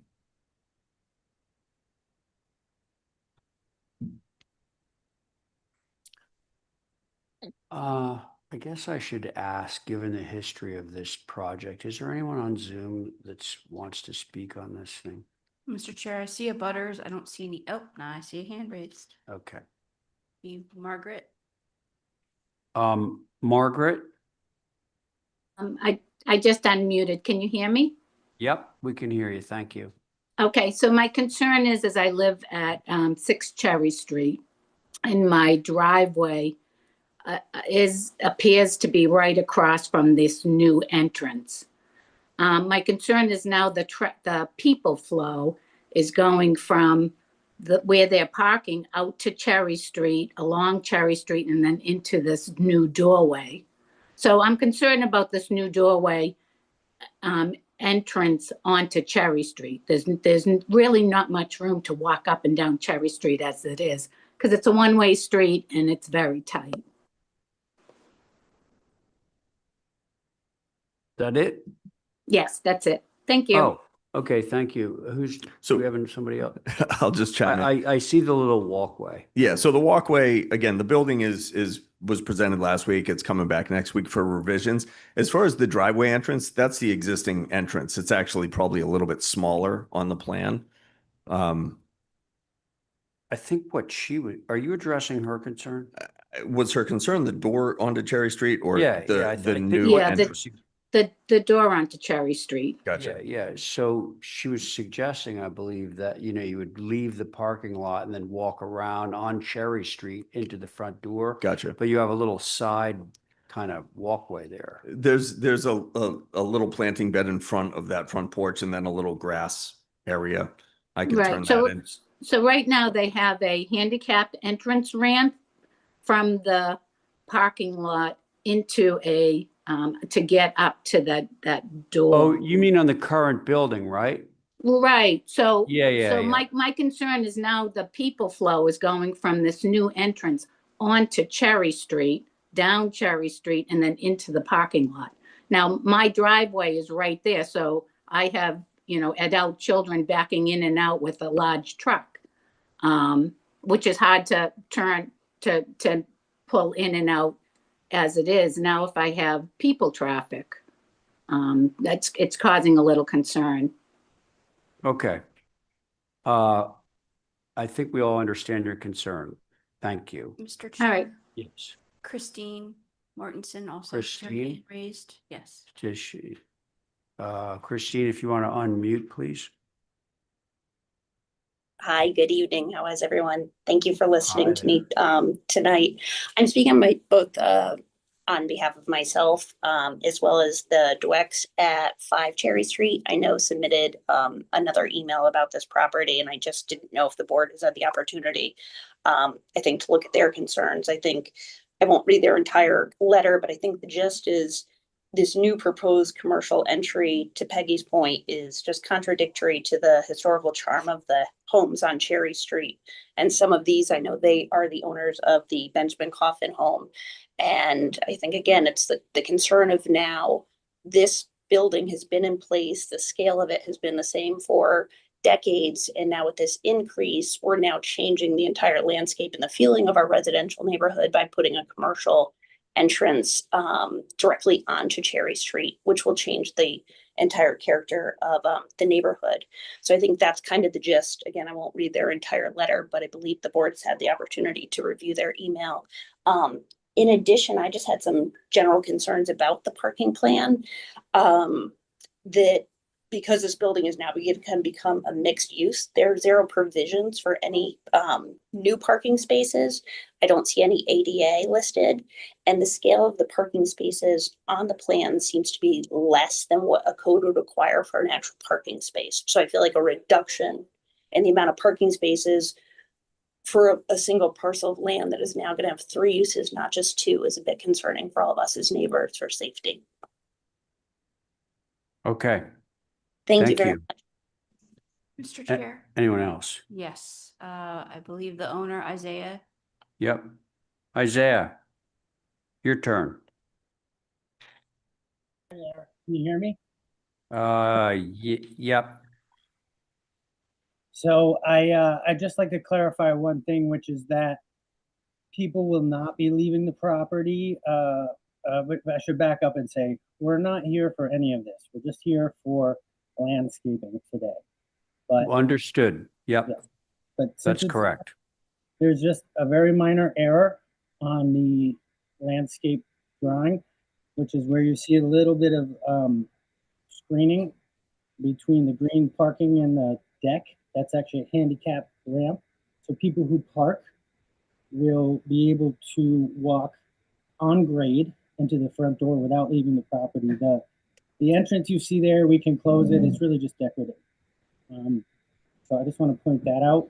And we're not here for the building. We're here for the fence and to green up the property. I hope that's not an issue. Okay, Isaiah, we sort of heard what you were saying, not completely, but I think that some of the concerns that have been voiced from the neighbors aren't really necessarily germane to our purview or what we're actually reviewing right now. Anyway, Mr. Chair. Thank you. Holly, Patsy Wright has her hand raised. Oh, she just put it down. Okay. she just put it down. I don't know if Christine has her hand raised still up. Christine, did you have more to say? No, sorry. But Patsy does. Okay, Patsy.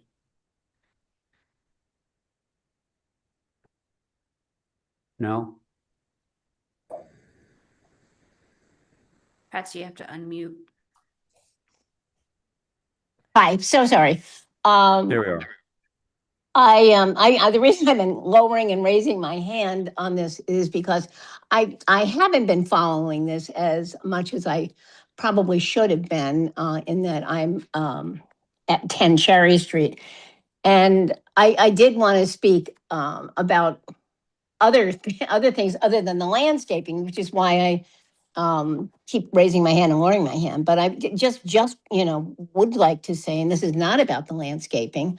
This is just, I'd like to reiterate what I think a lot of people on our street and on William Street probably too have been objecting to is the scale of the building in terms of the streetscape and the historic size of most all of the buildings around the neighborhood. So I know we're talking about landscaping tonight, but I haven't had a chance to chime in and say Well, that The building itself is going to be up again.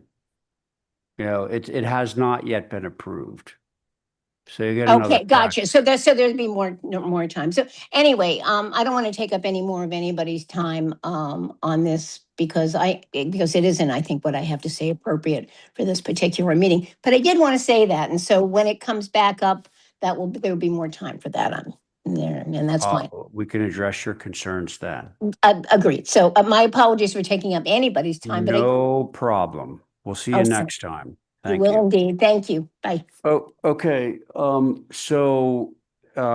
Let's see. Abby, Angus, myself, Stephen, and Carrie, right?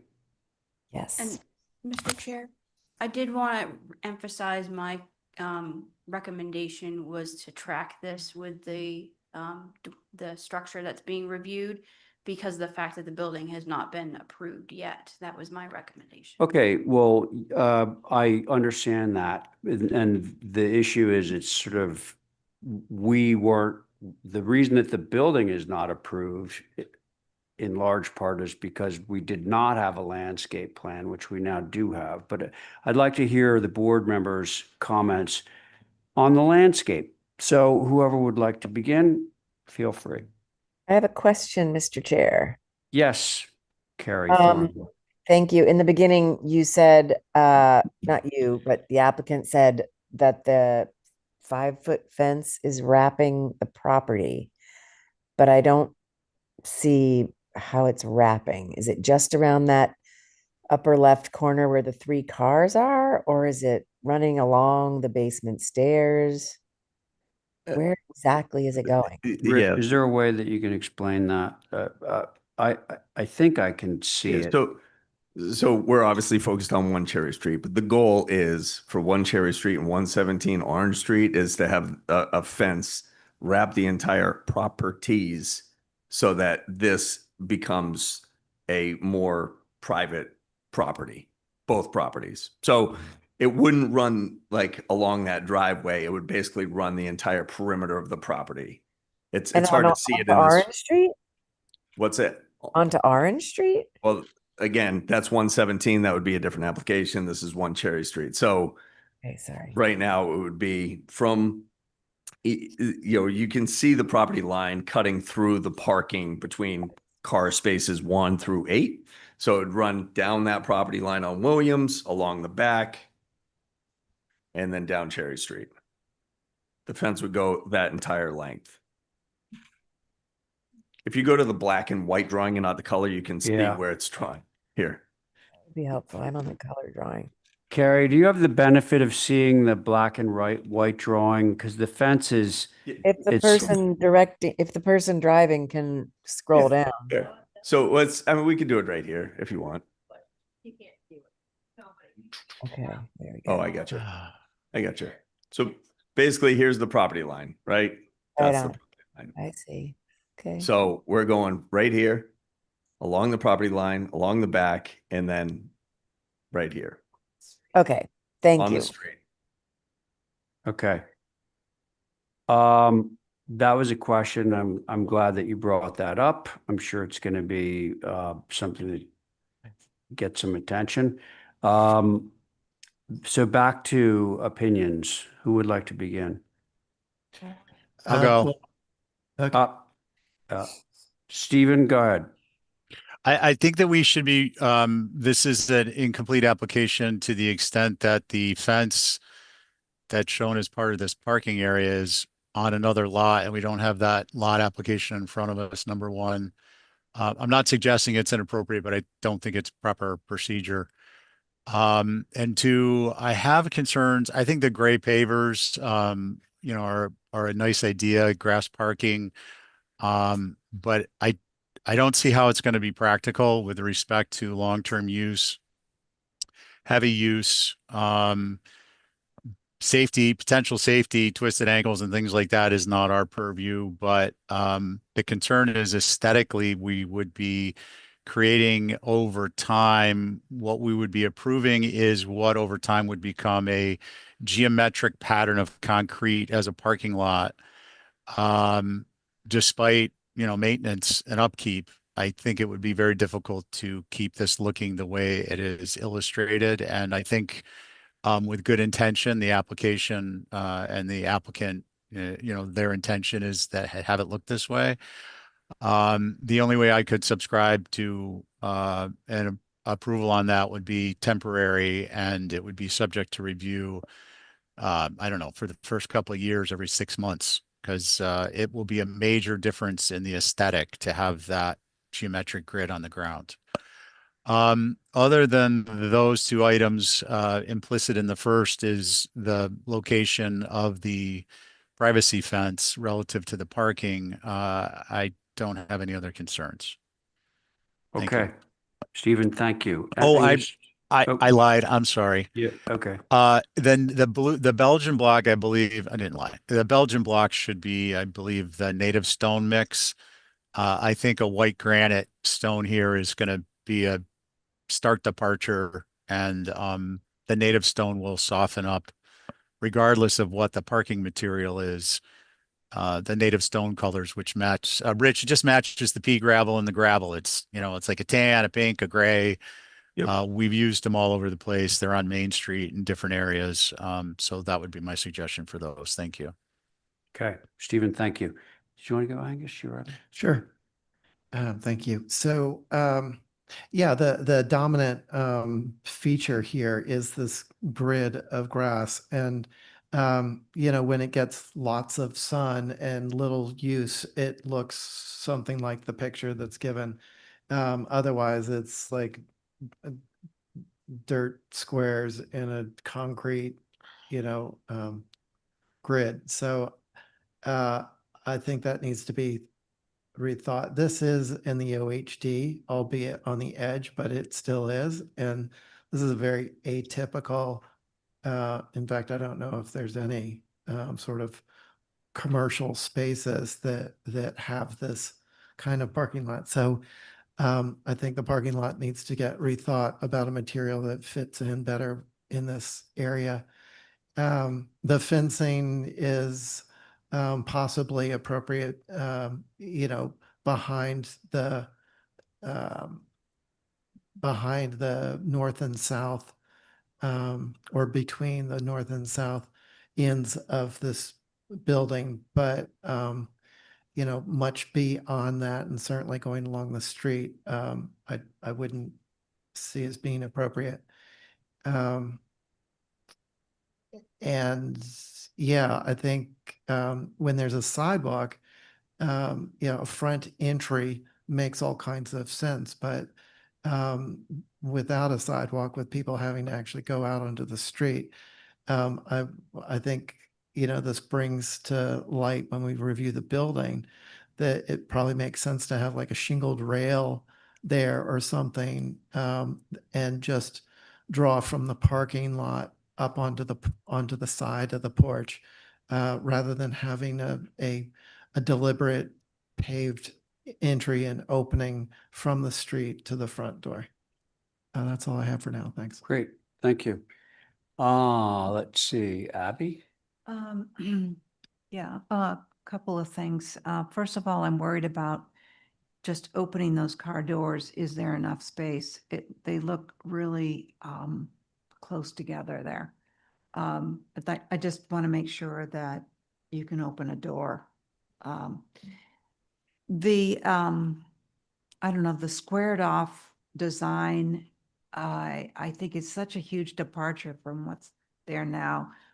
If there was some way you could get away from just a line of cars, add to that problem, the fencing around the whole perimeter, that's another huge departure. And I just don't see where this kind of evolved, because it doesn't seem to resemble anything that's there right now. I would prefer to see privet instead of board fencing. And I think we have to relook at the front door and the handicap entrance when it comes around again, with the architecture, because it's looking very tight.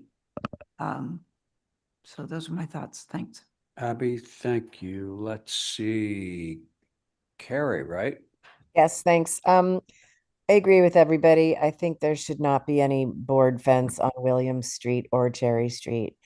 I think the grass block stuff is a great idea, but in this high traffic, I don't think it's gonna work.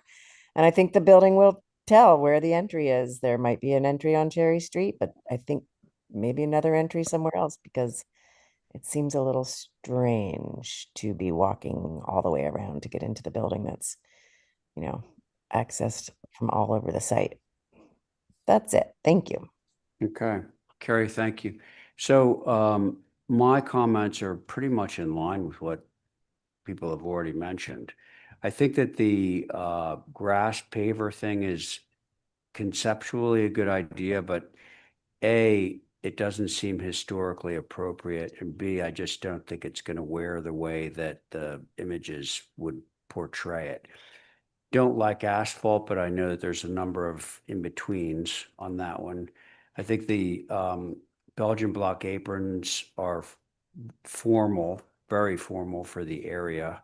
I think that the fencing thing has been discussed, along the backside, fine, but then this whole concept of wrapping the whole property, I think, is not going to get a lot of support. So we might as well, limit the fence to not the roadsides, not Williams and not Cherry. I have less of a concern about the entrance off of Cherry Street that everyone has talked about, including the neighbors, because it seems to me that you could not have to go on Cherry Street and just walk where the apron is and get in the door that way, right? Yeah, we can extend that walkway, so it's all on Okay. property. I mean, it seems like a very easy problem to fix. But I agree, like if you were walking from the parking lot out into Cherry Street every time to get into the building, that would be a problem. But it seems that it doesn't seem that that's what you're asking for anyway. So those are my comments, but it sounds like we need some revisions on this, folks. Well, I'll make a motion to hold for revisions. Okay, thank you, Abby. On Abby's motion, Angus, Hi. Abby, Aye. Stephen, Aye. Carrie, Bye. and I'm in favor. Thank Thank you, you. Rich. Okay, 24 Surfside Road, right? Yep. Mr. Chair, if I can step off for this Yeah, one, that I'll sounds let fine. one of the alternates jump in. Yeah, fine. Mr. Chair, Stephen, I'm going to join him for the next few, up to jump back on an Egan Maritime. You're gonna stay off the next few and come on at Egan? Is that what you just Yeah, said? give our associates a chance. Okay. Plus, it gives you a chance to stretch your keeping track legs.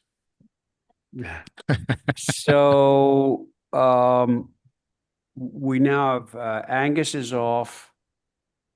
First of all, do we have, before I announce who the board is, do we have somebody to rep this? The next Yes. two? We do. Yes. Hi. Okay, Yes. very good. Well, now hang on one second. So Stephen and Angus are off of this. So your board is going to be Abby for both of these, by the way. Abby, Val, Carrie, Joe, and myself. Okay? Was that a yes? Okay. Yes. Thank you. Sorry. No, no problem. So you just want to give your name for the record, okay, to start. Yes. Good evening, Mr. Chair Board. This is Amrata Kirpulani from SMRT Architects and Engineers, 24 Surfside. I just wanted to do a quick recap. You had very kindly approved this project last year, but when the project went out to the modular bidders, this is a administrative office building for Nantucket Public Schools. We received only one bid, and the estimate came back significantly higher than anticipated by the Nantucket Public Schools. So we sort of went through a value engineering process, and as part of that, we removed the basement and simplified the roof, and made some other scope adjustments to bring the project sort of back within budget and to align it more with modular construction. So as a result of that, some of the window locations shifted, but overall we maintained the character and the proportions of the previously approved design as much as we could by just sort of simplifying that roof design. But nothing's changed on the materiality or any of that. So with that, over to you for your comments. Okay, thanks. Just to be clear, at the moment, we are reviewing the building revisions, and then we're going to move over to the landscape. That is correct. Comments from the board on the building revisions. Go. Val. I have no concerns with the changes to the roof, or any of the fenestration changes. I would just ask that the heat pumps get screened by something at some point, some fencing or a Agree. bush or whatever, but Yeah. all in all, it's fine. Okay. Val, We thank did you. do that. Who's next? I can go because Abby. I agree with Val Oh. that the changes are fine and just that would be nice to put fencing around the HVAC and whatever that is. Okay, very good. Let's see. Carrie and Joe out in TV land. I am like-minded with the other ladies. Thank you. Okay, thanks. Joe? I agree with what's been said. Thank you. Okay. I motion so- for an approval. Yeah, do we want to wrap into that, the screening of these two There's a HV? bunch of 'em. Are there? Let's Yeah, see. just wherever they are. Oh, yeah, I see. Yeah. Are you okay with screening those things in some way? We certainly can. Great. Okay. To simplify this, should the motion be approved as submitted with the screening of all of the HVAC units? Would that be acceptable language? Yeah. Yes. Okay, now, Abby, was it you that made that motion? I could, but it could have been. It could I be. think it was you. It was Okay, me. so Abby on your motion. I'm an I. Okay, Val. Aye. Thank you. Joe, Aye. Carrie, Aye. and I'm in favor. Okay, one down. So how did you value engineer the hardscape? I'm dying to know. I'm going to pass it on to John McMeeking from our office, who will speak to that. Okay, so the grass has become dirt. I'm just kidding. Let's see. So, Same Mr. board. Yep, thank you, Mr. Chair. Thank you to members of the commission. It was a bit of a challenge to value engineer out a quarter acre lot where we really just had some gravel parking and some concrete walkways, but we have reduced the width of some of the concrete walkways.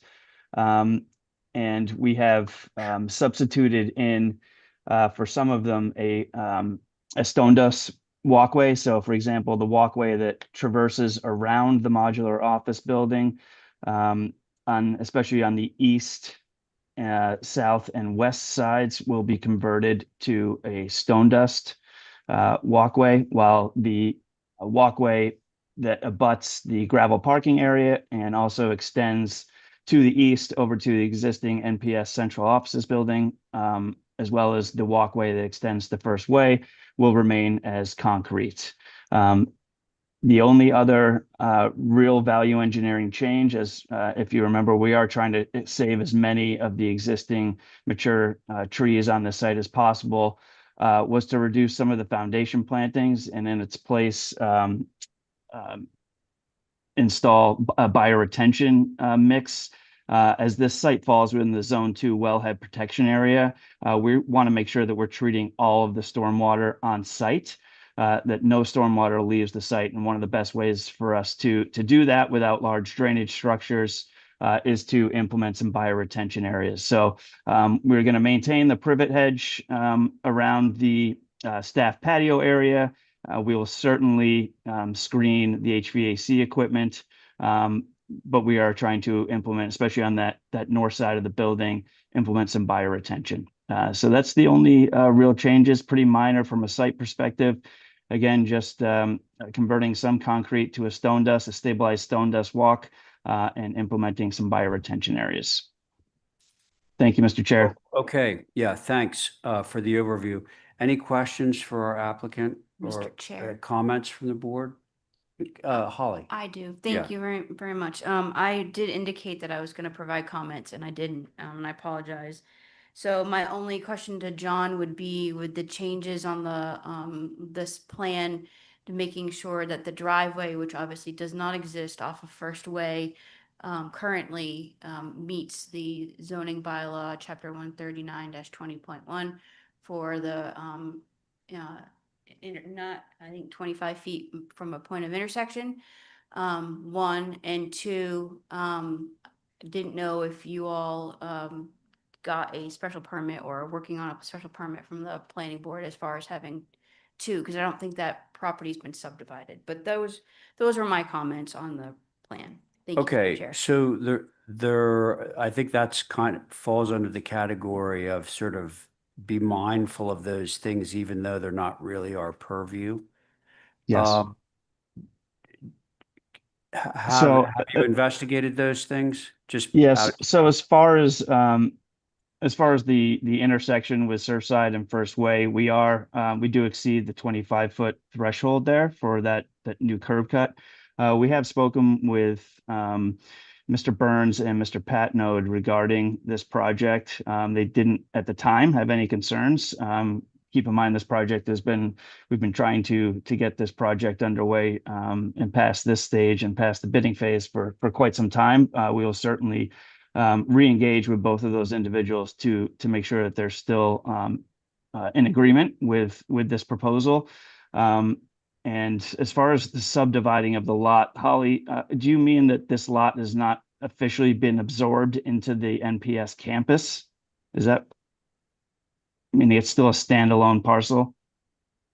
Through you, Mr. Chair, meaning the fact that it's still associated with the existing residential structure on the lot where they have access off of Surfside Road.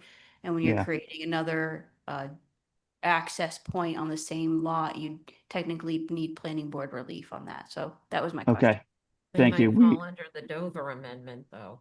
Yes, I believe it might as well. But we will certainly investigate that. That's a great comment. Please just keep in mind that the existing house, which is now occupied by NPS staff, the intent is to have that fully secluded from all of the other activities on this site. So the installation of the 5-foot high cedar board fence, that will abut the new gravel parking area, as well as abut the walkway that will kind of traverse around the building. We want to make sure that this house is fully separated from the modular office building use. Understand it's a little bit interesting and different to have a residential use and an office use sharing the same lot. But since they're all, technically part of NPS's overall operations, we hadn't looked into that, but we certainly can, Holly and Mr. Chair. Okay, fair enough. So let's get to the HDC issues. Board members, how do we feel about these revisions to the landscape plan? I have no concerns, especially appreciate saving trees where you can save trees, so thank you. Yeah, okay, thanks, Val. Who's next? I could go. Yep, Abby. I'm not sure about the stone dust everywhere. I would rather see some brick walkways and the rest of it around the industrials. Just a small portion of it. I think brick would be a little bit more, I don't know, sort of more school-like. And I'm worried about, I don't know, this is probably silly, but the stone dust in the winter and bringing that in, I'm not sure if they're a good combination near the front door. Don't mind it around the industrials, but I would prefer brick. Thank you. Okay, Abby, I'm going to respond to that in a second. Let's see, TV land, Carrie and Joe. Thank you. I mean, concrete is all over the school already. But I'm just, I mean, this has not, I'm fine with all of it basically, except the location of that fence to the existing house. It's like, there's no way to walk around it. Don't firefighters need to be able to walk around a house and have at least 3 feet or so? It looks like it's right on top of there. And I don't know what the code is, but I would be concerned about that. I know it's not our purview, but the fence is. So the location of such should be double checked. Can someone address that, just out of curiosity? What was it? The proximity of the fence, I can't really read this. Okay, yeah. Looks So like it is close. yeah, it's close. Yeah, there's an existing LP tank right on the corner, Yeah. the Yeah, see that. northwest corner, and yeah, that fence is close. So we could look at shifting the parking a little bit to You said First Way. you said you narrowed the walkways, and I just Yes. wonder how wide are they, because it's not noted anywhere. This is actually an older plan, actually. That's brought up. I think this isn't an old submission. This isn't the current submission. So the original plans were 6 feet wide, and we narrowed that walkway down to 4 feet wide. So we should technically be able to squeeze by. And we will certainly run this by the fire department again if the board so desires. They can certainly get to 3 sides of this building, technically 4 sides. It's just, yes, you are correct that getting around that northeast corner would be a little bit difficult. Mr. Chair, would it be easy for you to John, would it be easy for you to screen share? Because this is what we have. Well, okay, so I'm not sure that's necessary right now. Carrie, if I understand you correctly, you were just bringing that up as a sort of a concern, a general concern, not necessarily an aesthetic concern that regards the HDC. Only that there is a fence there, and the fence is okay, but if it needs to shift by code, what's happening to it? You know, Right. by safety code, what's going to happen to it? And it could go away or not, depending on, what the code has to do. Yeah. Okay. Sounds like they're going to investigate that for us. Anything else, Carrie? No, I think the rest of it looks fine. I think the dust it's a good point that Abby has, but um, you can lay concrete on top of dust if it doesn't work. True. Okay. Thank you. Let's see, Joe. Yeah, hi. I have a question about this. Maybe I missed it. The stone dust walkways, because the plan is labeled as a concrete walkway. Yeah, it's an old plan. Okay. This is not this is not the current submission plans, Don't you unfortunately. need a solid surface for accessibility? Stabilized stone dust is technically considered ADA accessible. It is actually, it's a stone dust, so it's, it has a stabilizer, a tackifier incorporated into it. So once it rains, it actually becomes very hard, and it is considered ADA accessible. And one of the reasons we went to stone dust in certain locations was, again, as Amrata alluded to, the project came in almost $2 million over what the anticipated budget was. So we were looking for any opportunity to reduce scope and to reduce cost. And on a site this small, I mean, we're really just, we're trying to meet the programmatic needs and very little else. So where is the current plan? I mean, it was submitted. So if you don't mind, I can certainly share my screen if that's allowed. We prefer it that way. Yes. Okay. May I through you, Mr. Chair? John, if you wouldn't mind what you're going to share to us, if you could email it to us, because what Kathy was just showing is what we received with the submission. Sure. I don't look like I have ability to share, unfortunately. The plan that was up there looked good.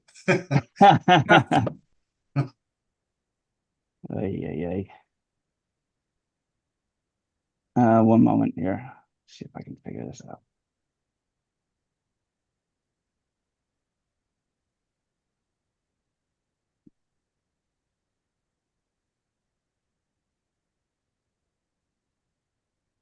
There it is.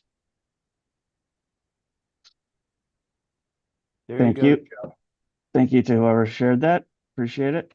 Oh, that was me. I figured I could share, so I decided to Yeah, share my screen. I'm unable to share. So thank you very much. So you can see here with the revised plan, the two different hatches and walkway. That dark stippled hatch is a stabilized stone dust material, and the traditional concrete hatch is what you're seeing there. So there's a fully ADA accessible route with a paved concrete surface, Joe, from the ADA spaces all the way to the main entrance, and then all the way up to First Way.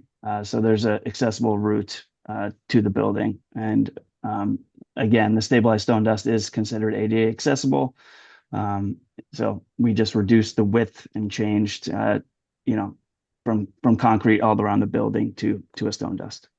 Is there any plant material between the walkway and the street now? It's just not. I understand this isn't rendered, and the previous plan was rendered. So sure, Amrata, I don't know if you're able to go to the planting plan. All right, there you go. So the light gray are all existing trees to remain. They're all pretty mature. We are installing a few additional trees, some red maples to flank each side of the new curb cut. Some service berries, privet around the staff patio. Adding a few pine trees along Surfside, and the areas that are shown here on the northeast and west side of the building with a hatch with a kind of a thick dash lane are fire retention. I think Joe probably gets it now that he sees the planting plan.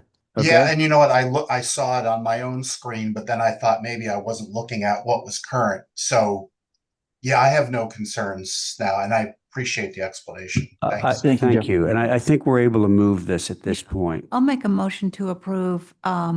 Just check out that what Carrie was bringing up about that corner there, that with the fencing and the electrical or whatever that was. Yeah. Otherwise, a motion to approve as submitted. Sounds good. Thanks, Abby. On your motion. Aye. Val. Aye. Thank you. Joe, Aye.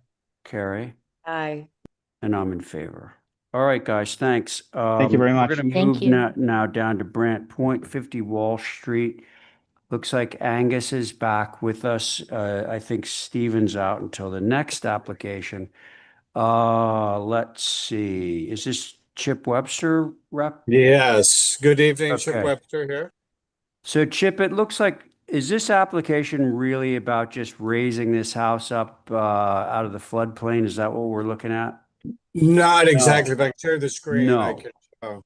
There's actually, well, first of all, Chip Webster on behalf of the applicant Thank you. for two revisions to an existing approval. One of, at the existing approval has allowed to raise the house a total of 18 inches. If you see the screen now, do you see a locus map? We just see you, Chip. We see your Hawaiian shirt.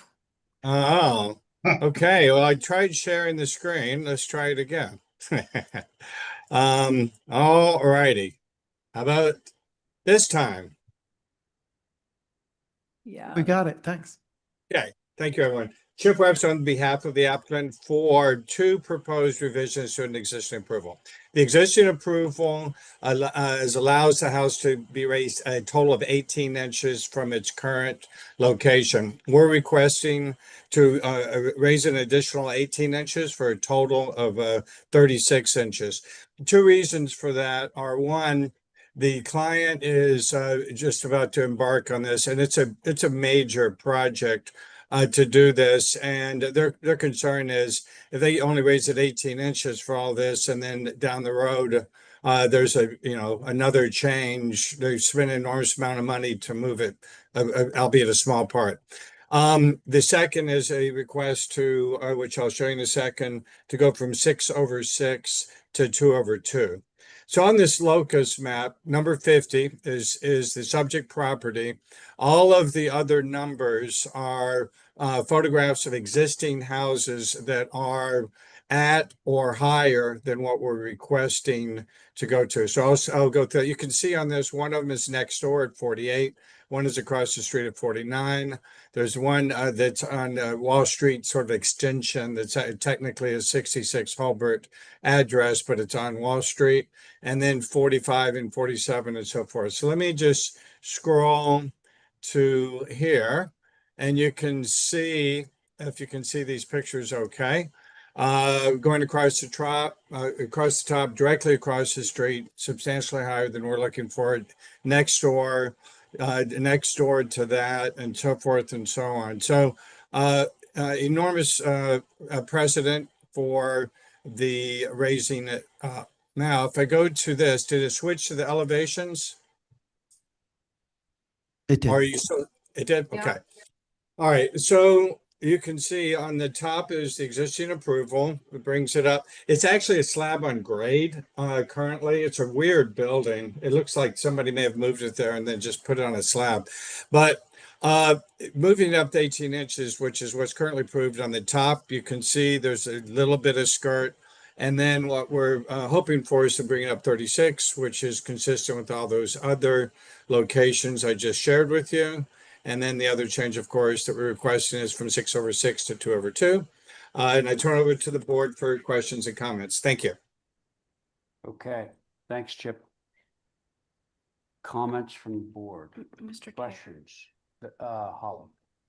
Thank you. I just wanted to emphasize one, that this structure did receive approval back in 2023 to elevate the structure. It's a non-contributing dwelling and in the AE7 FEMA flood zone. At that time, you all approved a 4-foot 6-inch. So we need an elevation certificate. There's nothing that's been submitted with this increase in additional height. I could not find an elevation certificate back in 2023, but more than likely there was one because we had our resilient Nantucket design guidelines at that time. But that would be my recommendation. We need that for the file. Again, this is a non-contributing structure with an AE7, so there would not be any exemptions. But need to have that provided. Basically, he's showing the BFE and DFE on the elevations, that needs to match with what the engineering elevation certificate would indicate. So those are my comments. Okay, And Holly, I want to make sure that I understood Yeah. something that you just said. Yes. It sort of slipped in there, but, okay, so Chip said originally, the original approval, which I'm looking at right now, was raised 18 inches. Are you suggesting that it was raised more than that? based on the the HDC COA that I saw, it was a 4'6" increase. Well, and But it- Chip, I tend to believe that because you just said that the house is currently a slab on grade. So if I look at where the door thresholds are right now, they're not a foot, and this is on the approved plans, the previous. Those are not 18 inches above grade. They're more than 18 inches above grade. So I think that Holly is raising a very good point here. By the way, your board is Angus, Ray, Abby, Val, and Carrie. Can you address that before we move on? Yeah. I mean, if it is correct that it was approved to raise 4'6" then we're not requesting any more than that. So if that is correct, then we'll stick with that. And then our only request is the change of windows from 6/6 to 2/2. So I modify the. Okay, so Chip, we trust you and all that, but I think that, the thing that's going to really seal this for us and ensure that we're getting, what these drawings indicate is the elevation certificate. Yes, and through you, Mr. Chair, we did submit that, and I'm happy to resubmit that. That was with the application, the original one in 23. We'll absolutely make sure that gets incorporated into the file. It says, yeah. Okay. Any more questions for Chip before we comment on what apparently would be the switch from 6/6 to 2/2? I can Okay. go. I had it on my consent. All right, And Abby. yeah, the one thing that worried me about this building is that it's enormous to start with, and then it's going up higher. So I'm glad that's been resolved. As far as the 2/2 versus the 6/6, the 2/2 makes this building seem even larger to me, where the 6/6s look more residential, and it just makes it sit easier on the site in my opinion. So I would just stick with the 6/6s. Okay, Abby, thank you. Next, I'm happy to go. Angus. Yeah, I agree with Abby. This is a very wide, relatively wide house on the lot and facing the street. It rambles on, and it's getting bigger, and the 6/6 just fits into the neighborhood much better than the 2/2. Okay. Yeah, that's it. That it? Thanks. Okay. Let's see, we have Carrie and Val. I'll go. I'm sort of having a deja vu. I feel like we've seen this with 2/2s before. And then it was approved with 6/6s. So I'm gonna just stick with the 6/6s as well. Thanks. Okay. Val? There's a mix in the neighborhood of window styles. So I went down there to look. I don't have as strong a concern about the windows. I'm more concerned about what the actual raising of the building is. This indicates 3.5 feet. So The just prior or the current? the former one, and now it's 5. 2 deck floor is elevation 11, and the average grade is 6. So there's some disparity there, which I think we need to have something really succinct. Yeah. I can't quite read the overall height of the building raised, if somebody wouldn't mind. It says 30 foot 2 inches. 30 feet to as proposed, raised. Yeah. Okay. Okay, Carrie, that was just a question. Yes, thanks, sorry. Okay, so my view is that this is we can all agree this is a massive building. And I feel like the 6/6 windows were something that sort of gave it a little bit of human scale. 2/2s to, I think, several of your points is just kind of making it feel larger. So that's my view of that. And regarding the raising up, I think that there's a lot of, discrepancies and not a lot of clarity in terms of what we're actually approving. So I wouldn't be in favor of approving either one of the revisions, either the raise or the change in window type. So that's where I am. Maybe we should hold this to get some more information. Make that motion Okay, to hold for, some concrete heights on the foundation and you've heard what we have to say about the window fenestration, so Yeah. I'll hold for revisions. Okay. And I second that for Sure. discussion, just Go ahead. specifically that we need the elevation certificate. Yeah. Yeah. Definitely. Okay, so revisions plus elevation certificate is the modified motion. On Abby's motion, Abby, Aye. Val, Aye. Angus, Aye. Carrie, Aye. and I'm in favor. Thank you. Chip Okay, Webster. thank you, everyone. Have a good evening. All right. Bye. Okay, now we're at Pulpus Road. Do we have somebody from Steve's office to rep? Oh no, we're still Steve N. Okay, Heather's on. Heather, do you want to screen share? We prefer that if you're able.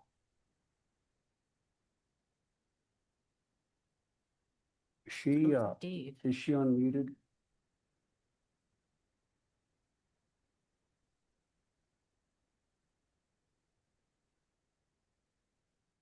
Okay, Yes. Hi. great. Hi. Sorry, I don't know if I joined that the right way. Well, we can hear you now. So, Okay. Are you able to screen share for us? Yes, I can do that. Great. Okay.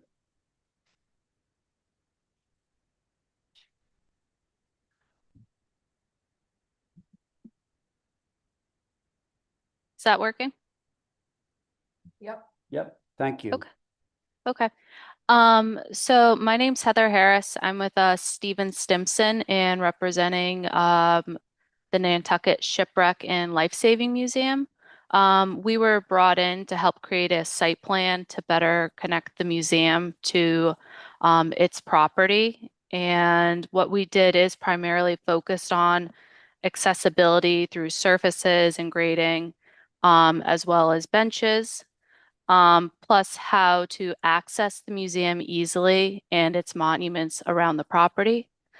What we took a look at, kind of like going through the site, is one, parking, walking around the site, the different nautical monuments, kind of spread along the two properties, 156 and 158.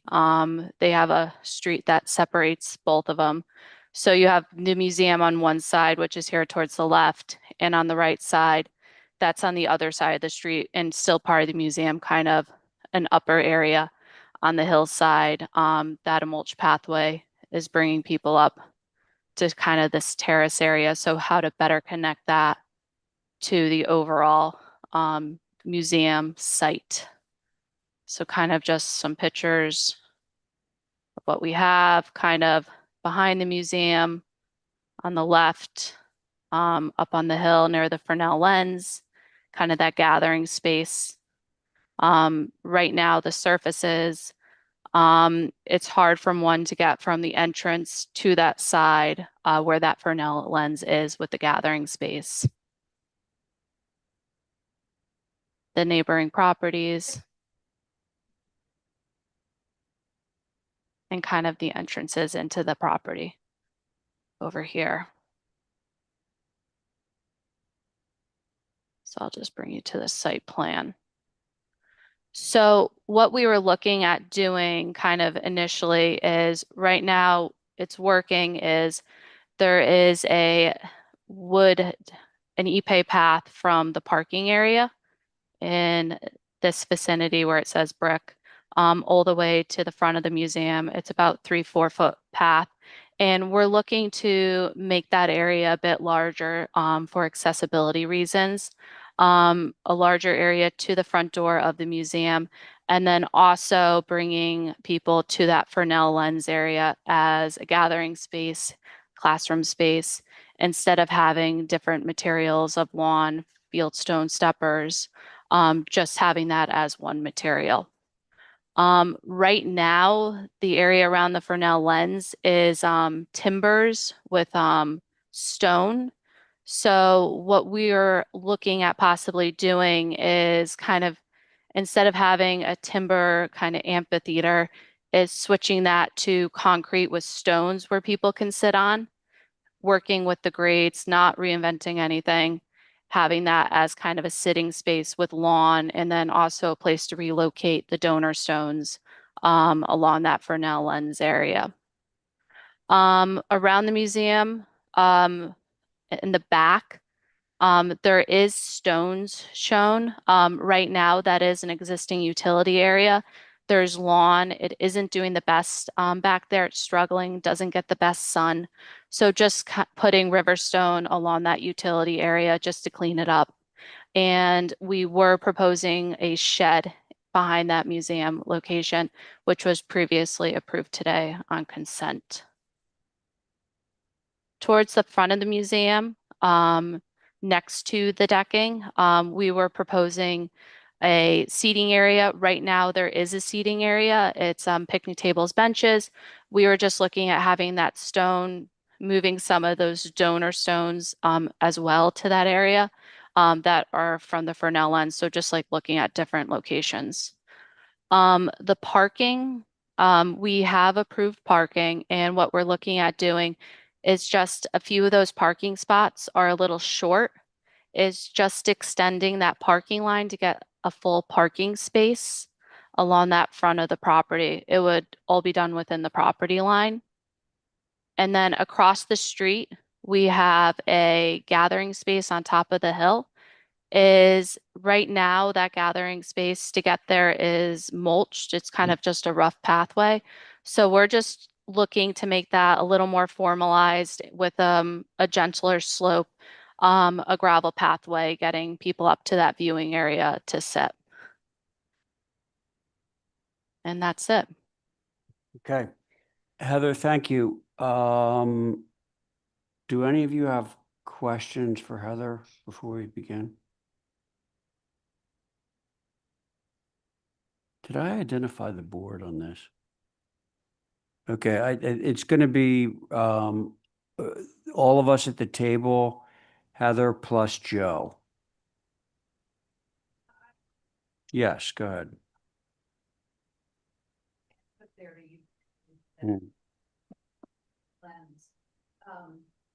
You said it was going to be on.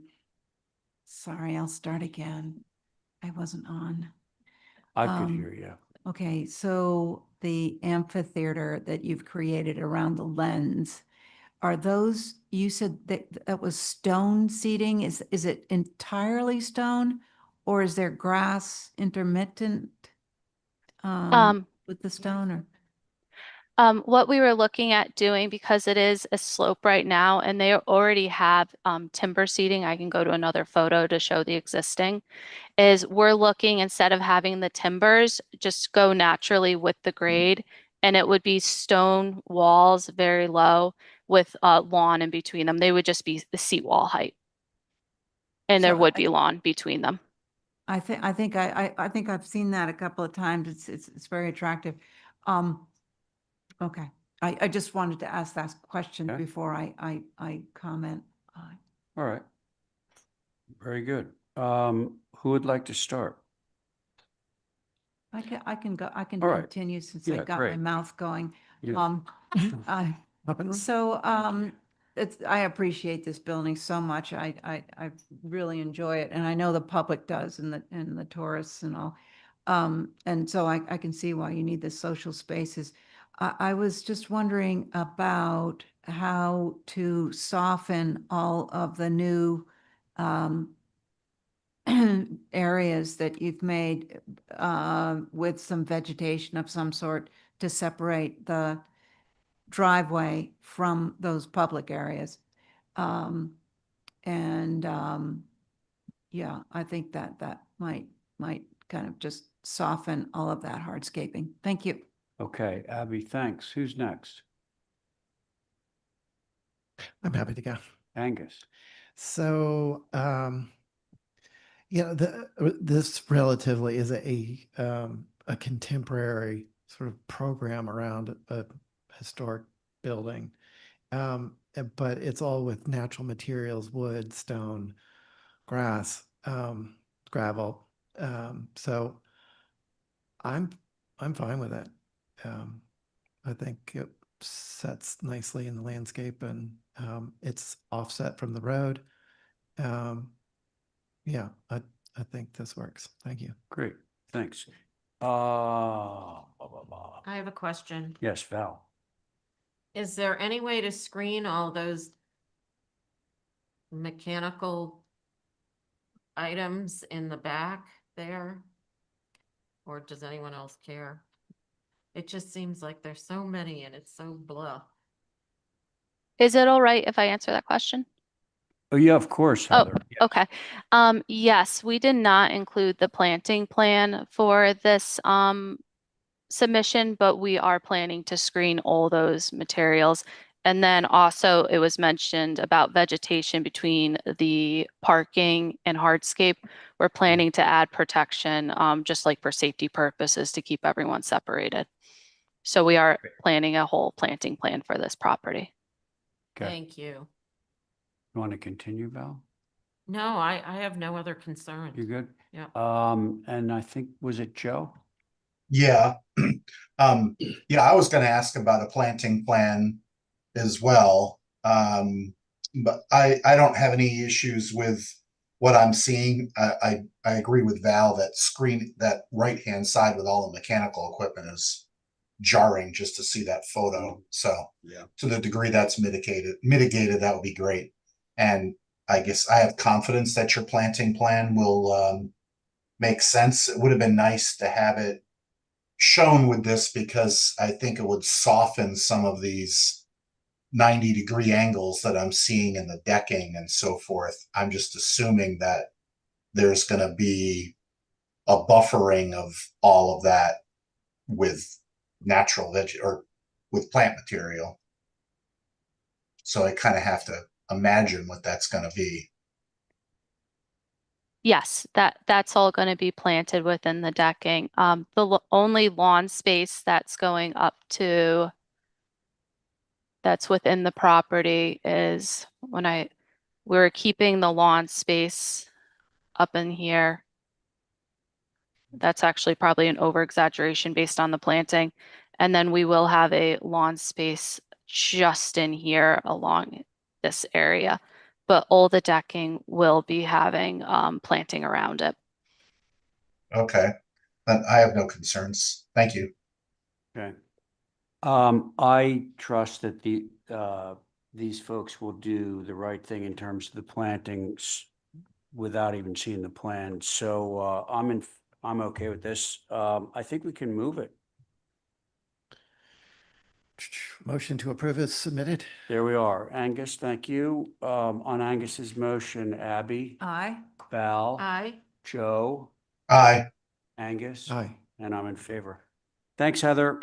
Bye. Thank you very much. Okay, the next one is Lisa. So I'm gonna take a break and Angus, if you could.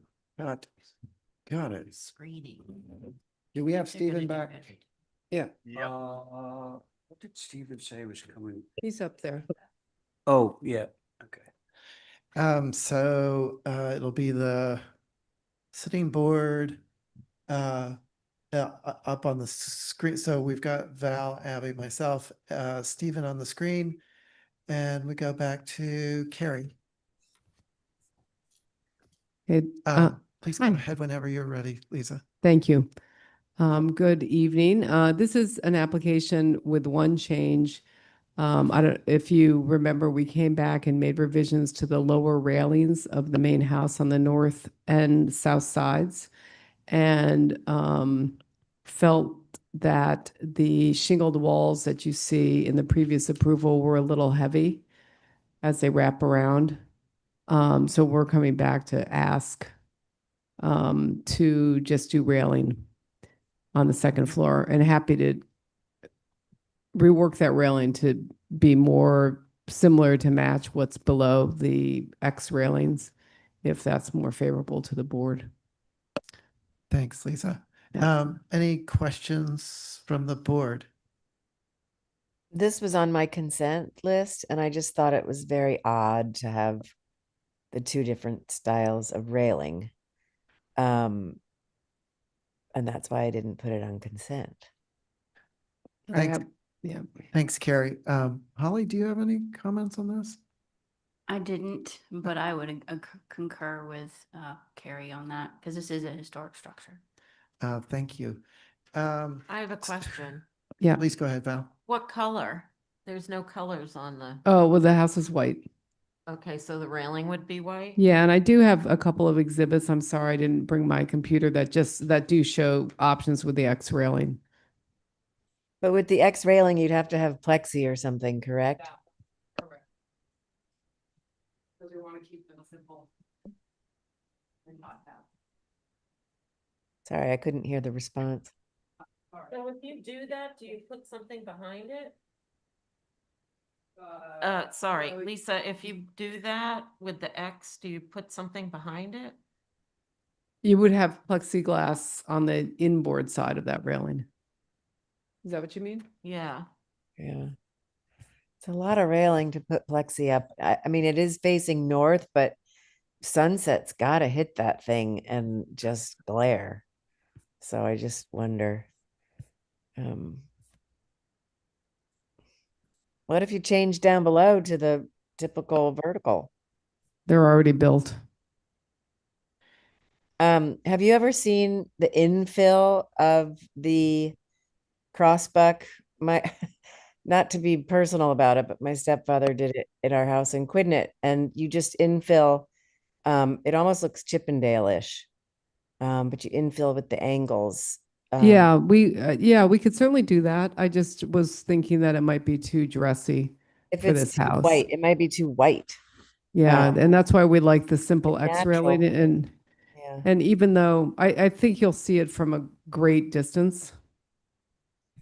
Yeah, I'm What not about sure. natural to weather railings? Just the railings, so they sort of disappear. Even the natural to weather railings, and then all the rest white trim. Well, I up and think down. again, I think that ship has sailed on the first floor. Oh, it's already painted. It's already done. Yeah. Oh, bummer. Yeah, the first floor is in progress. Right.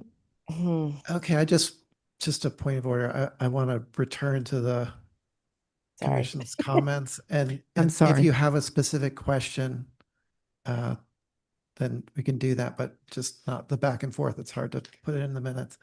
Carrie, are you finished? Yes, I am. Thank you. Thanks. Val, Abby, Stephen. I can go. Thanks, Abby. Go ahead. So so I'm remembering the old building that was just an old swoop of Roof. of Yeah. shingled roof. And this is quite a departure from that with the new balustrade. And I think it doesn't harken back to the old building anymore. I think we've already sort of obliterated that old building. And I think the shingled wall second floor balconies are more successful. I see what you mean by them being heavy, but I think because it's a historic house, it should probably try to, you know, keep some of that historic fabric, which was wood. Thank you. Thanks, Abby. Val or Stephen? I'm still thinking. Stephen, do we have you? I'm here. Oh, good. Do you want to go ahead?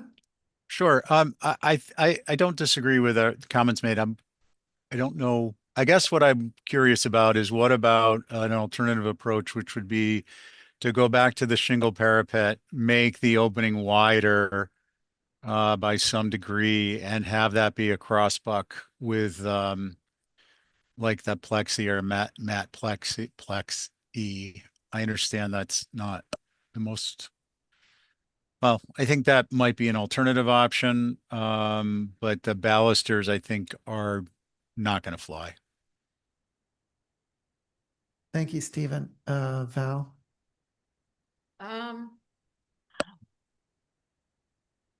The least plexiglass, the better, but I like the X's. Is that all? Yeah.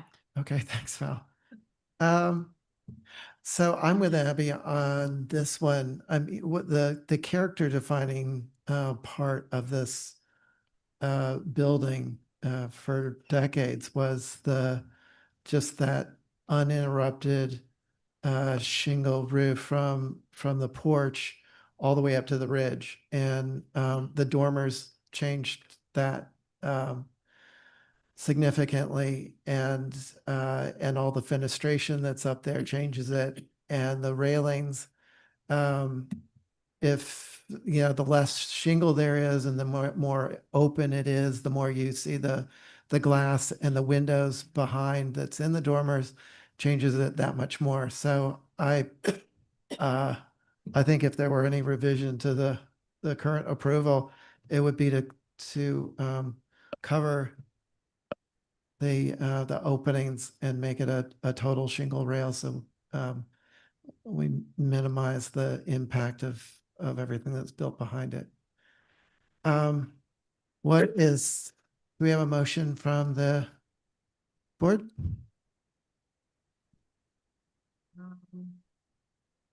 You want to hold for revisions? But Or- what revisions? That's the Well, thing. the balustrade didn't fly, so she has to come back and present something else. Is that your motion? Well, Yes. she gave us these. I just sent Steve a screenshot of it. No, I sent it on my phone. Yeah. I don't remember. I don't think I sat on this. I don't remember what the old house looks like. So It was just, it was a. There's no dormer. No dormer. It was like 3/4 roof and 1/4 porch. But it also was elevated quite dramatically out of the grade and had like a 3/4 exposed basement with a raised deck. We pushed it out of the floodplain and up and removed that part of it. Pushed it back, yeah. Yeah, so we got the first floor, the basement essentially became the first floor in essence.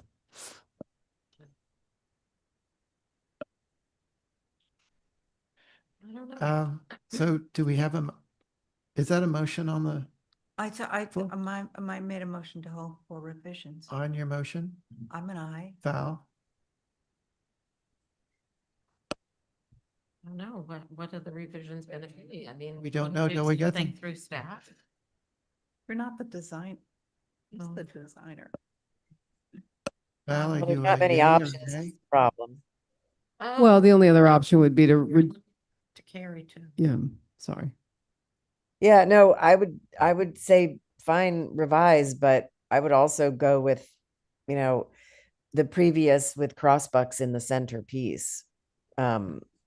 But I don't think the whole thing being railing is a great idea. The only thing that I was going to suggest was putting a little bit more shingle to wall, and just having crossbucks like in the middle 9 feet. Still opening it up quite a lot. Yeah. Right now there's a motion for revisions, We have one aye.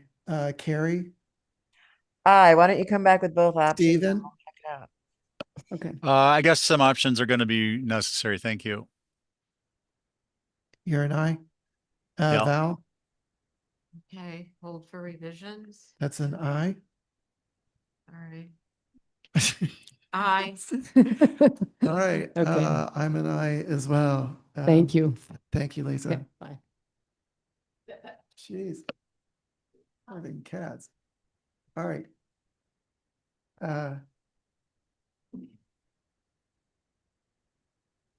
Ray, you want to kick it up the drive?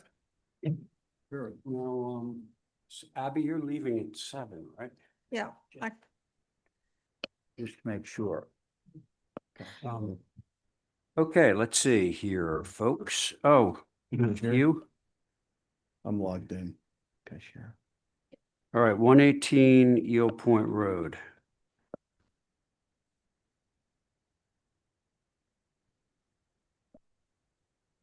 So I had this on my consent list. Yes. And in and of itself, I didn't have an issue with it. It's the proximity next to the house. It's gonna look like a really, Long house. well, yeah, because it's tall too, like, Mm. so that's why I brought it to you guys.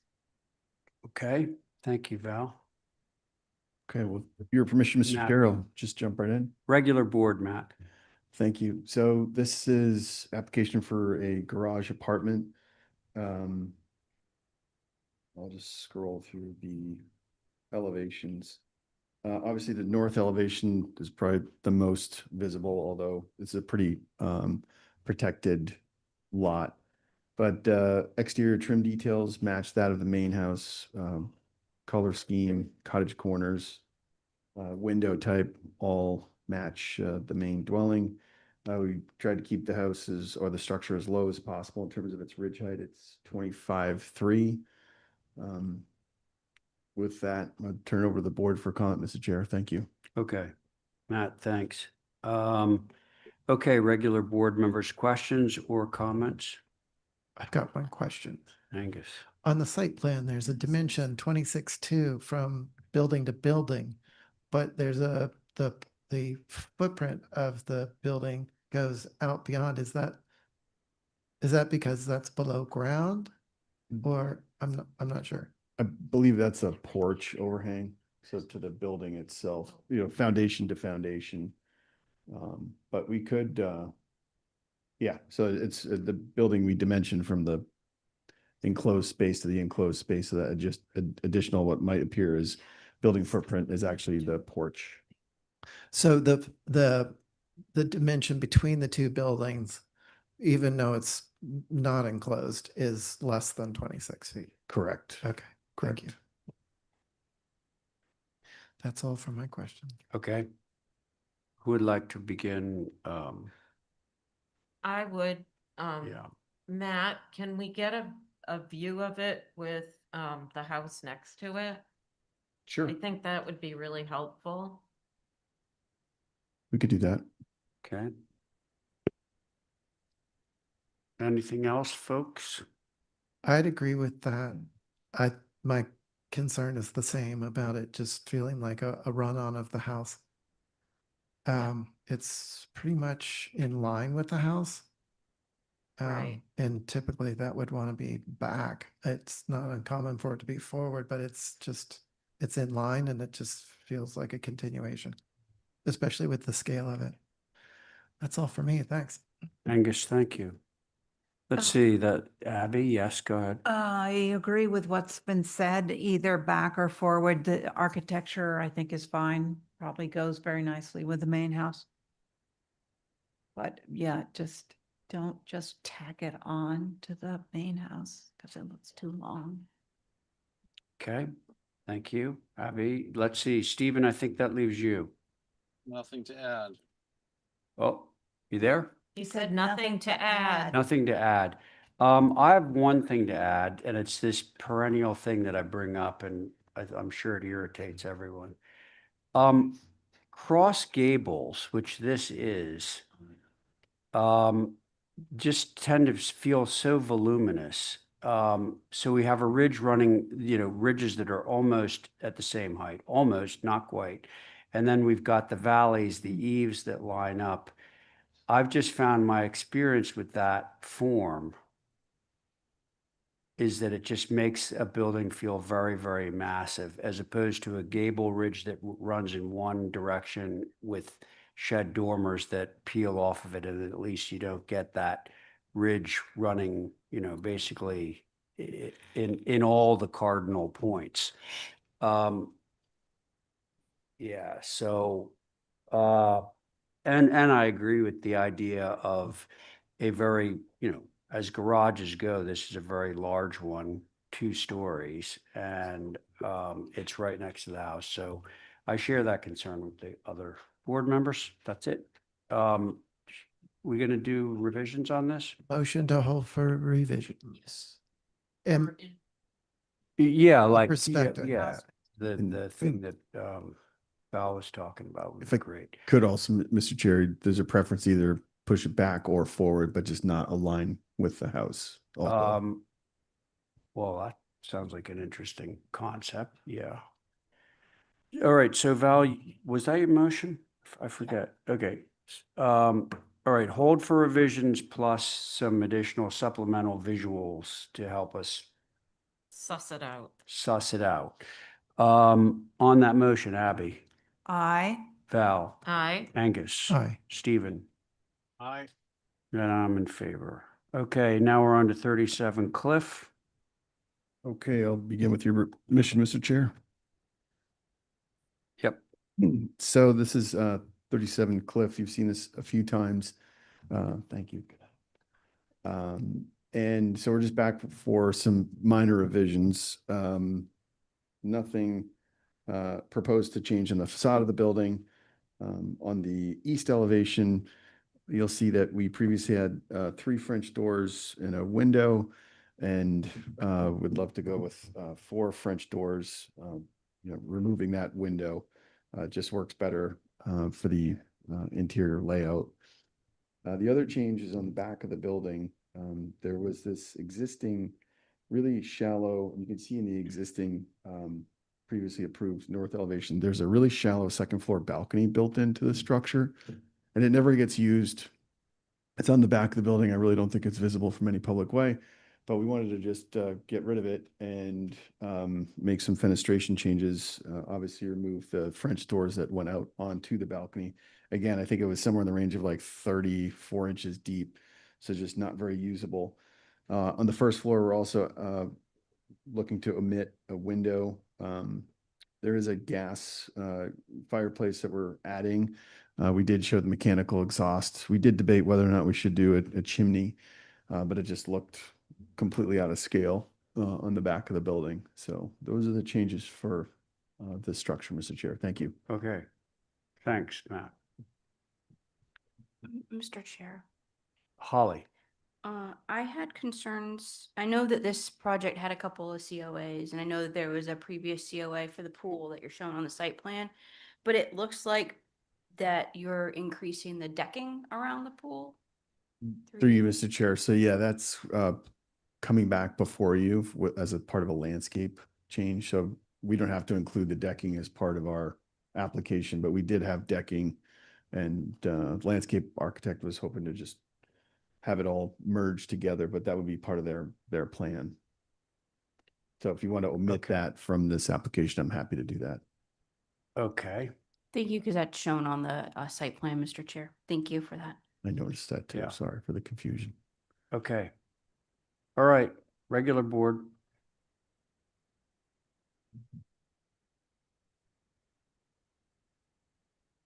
No. Going back and forth between the two because they look different to me, the site plan.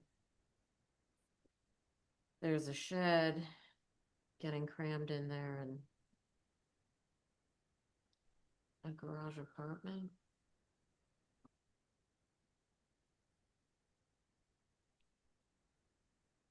If I could also offer, Mr. Chair, so the second application is for the shed.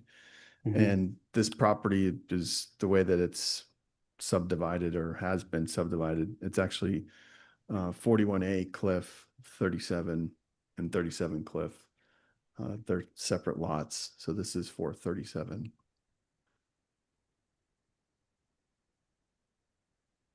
Yeah, I'm not acclimated, I don't think. I went by there and I got confused too. Where is the little shed that you see in the picture? Is that a different shed? Yes, that has been approved for demolition. The little shed that's on the site now. Yeah. Yeah, that is going away. And that was built, I think, in the early 2000s. It's a move demo. Mm-hmm.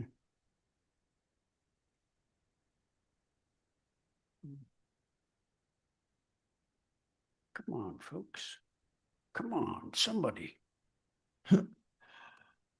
Well, the reason I brought it up, and I'm going back and forth, is the 4 doors may not be an issue with the zoning shed there because it will block that.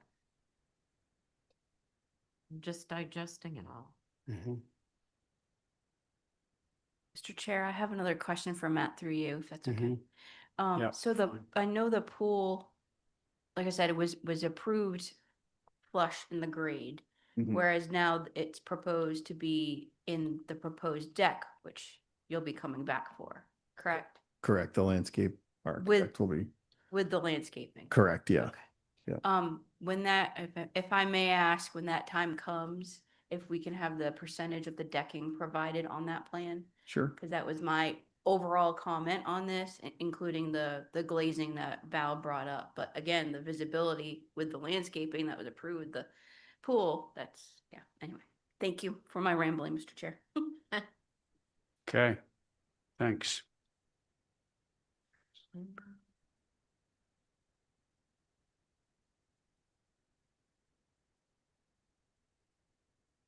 Well, Thank you, Val. Way to do it, Val. I will say, I like the idea of the pool, even though it's not on here going into the deck, because I think it will be less obvious with the railing around it and all that. And putting the shed in is gonna curtail my concern with the 4 doors, so I'm okay with this. Okay, thanks. Who's next?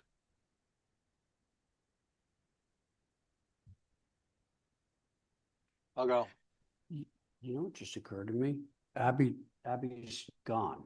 Sure. Yeah, so I'm sorry. I Slipped away. yeah, it's now 7. She did say she was leaving at 7, so I need to enlist Carrie. No wonder I wasn't hearing from those guys because they didn't know who was on it. Carrie, can you be on this? I probably can't because I have not been paying attention. I got myself some food. All right. Joe paying more attention? How about Joe? Joe? I've been, well, I don't want to compare myself to Carrie and her not paying attention. I've looked at this before we started talking about it, and I had no concerns, and I listened to Matt's explanation, and so I'm fine with the revisions. Okay, thanks, Joe. Let's see. Stephen, I think you may have started a voice there. Yeah, no, I'm good with it. You're good. I Angus? appreciate the clarifications. Thanks, Matt. Yeah, I'm just a little bit confused where there's going to be screening of these 4 doors. The next application shows the shed where it's going. Just hold that up through you, Mr. Chair. Angus, you can kind of see that's the street elevation. And that's there was a shed approved there. This one's. There was a shed approved there before? Yeah. And then. Okay. We're. Thanks, Matt. Do you have a plan view of that? Oh, sure. You mean like a site plan? Yeah. Okay. And again, the decking around the pool is subject to a landscape plan, but we wanted to show you what the. Thanks for that. Yeah, my concern is just this I mean, it says a driveway, but it's accessing 3 properties, isn't it? Isn't that like It is. a public way? Yeah. Well, Well, a traveled way. If I could offer no, some, I don't think that's a publicly traveled way. It- it's an easement. There's, The the 3 neighbor- people that live there are allowed to go there, but I don't think you or I could drive up there. so know. the driveway, if I could, really primarily, the driveway access point on the right is really accessed for 39 primarily. 41A and 37 are accessed on the left curb cut. Now, I think that they all do have rights. So for example, 39 can use the curb cut on 41 and 37, and vice versa. But the reality is that the owner of 39 primarily accesses their property from the curb cut on the right. So it's a unique situation for sure. So I guess what I'm getting at is my concern is just the visibility of these doors and the pergola. The pergola itself is, typically something that would be sort of on the back or to the back and on the side or something like that. But I'm imagining coming down Cliff Road and seeing the pergola and then these French the 4 panels of doors. And yeah, not even thinking about the deck, but just that much fenestration on a wall all in one place, in such close proximity to Cliff Road. So that would be my concern. Okay. That was everyone except me, right? Yeah. So we're about to review the shed. The other question that I have with respect to the visibility from Cliff Road, and I will call it Cliff Road, I certainly wouldn't feel comfortable driving up there if there were people sitting out in their lawn chairs. Matt, there's like this little pork chop that runs between the road and where your proposed pergola doors and all that are. How is that vegetated? Do you know what I'm talking about? Because it's all hardscaped? That thing, exactly, right there. What's going on there? I'd have to check with the abutting properties. Technically, that's part of the abutting property 39. And so I do believe they have a landscape plan approved, which I could try to track down, but Okay. they are proposing vegetation. And I'll also say too that the area around the pool would also be screened. There'll be a fence and some screening, which I think will be part of the landscape, or I think was part of the original landscape application as well. So we Okay. tend not to show the landscaping because it can kind of confuse things sometimes, but it would be screened. And I think that the location of the shed is part of the location of that is to help with some additional screening. Right. Okay, so to finish my statement, I think that the deck, this bit us in the ass, excuse my French, a while ago, where the deck was attached to a building and we didn't realize that we were approving the deck along with the building. So I would say specifically in this case, we should not be approving the deck with the pool in it at this time, that it should be, sort of stricken from what we're approving. But I'm okay with the plan otherwise. So And I would try to cut that back before bringing it in. It seems deck. ginormous. yeah, and that'll give you more room to landscape. Gotcha. Can somebody give me a motion of some kind? I'll try. All right. A motion to approve without the enlarged deck, because you had a piece of deck there before. With the caveat that it can't be seen in time of inspection and in perpetuity, What can't be seen? the doors. Oh, Okay. Well, I mean, that's safe. You're not feeling great about that. I just don't, I think they're not gonna be overly visible, but I think that, if you stood on the road, maybe you'll see it. I don't know. I mean, Why in can't you concept, lattice there or something? I guess the question is, Well, hang on, before, so, really as chair, I should be entertaining that motion because Val did make the motion. I mean, I think with vegetation, I could be comfortable with that. Matt, honestly, I think because there's a pool there, we're all gonna be wanting to see vegetation anyway. Yeah. So count on that. Why don't we just run this through and at least you have your approval? I think, I'm not sure. Okay, so, Val's made a motion to approve this with a proviso that the, doors will not be visible from Cliff Road at the time of inspection, et cetera. Let's see, on Val's motion, Val, Aye. Angus, Just to clarify, and this doesn't include the deck around the pool or anything. It's just, correct. okay, Yes. yeah, I'm an aye. Okay, Stephen, Aye.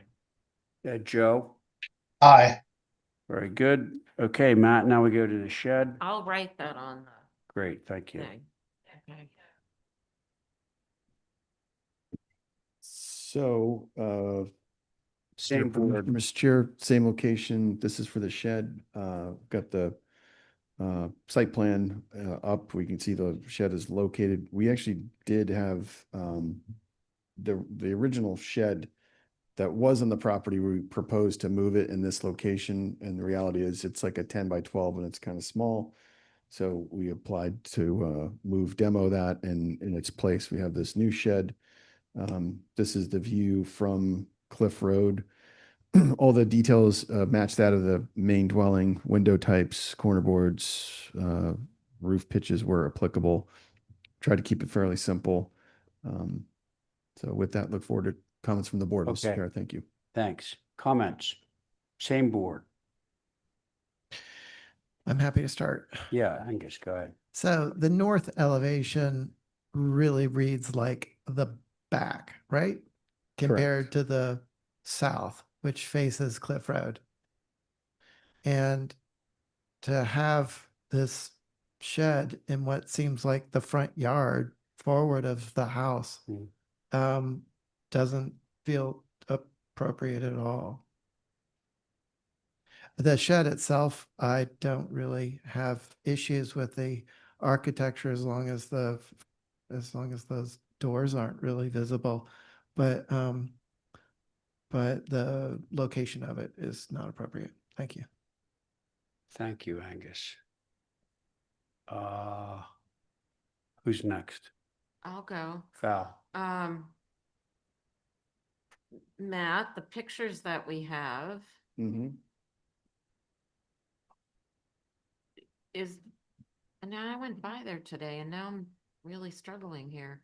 Is what looks like a garage the building we're talking about, or the one next to it? So that portion of the structure is, you approved that garage portion to be demolished. Okay, so it's not there. It- So the it- shed is going where this is? Yes, Okay, so basically.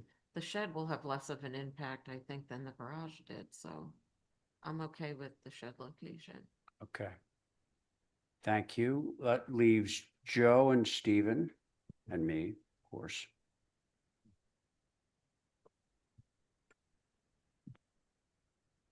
Guys.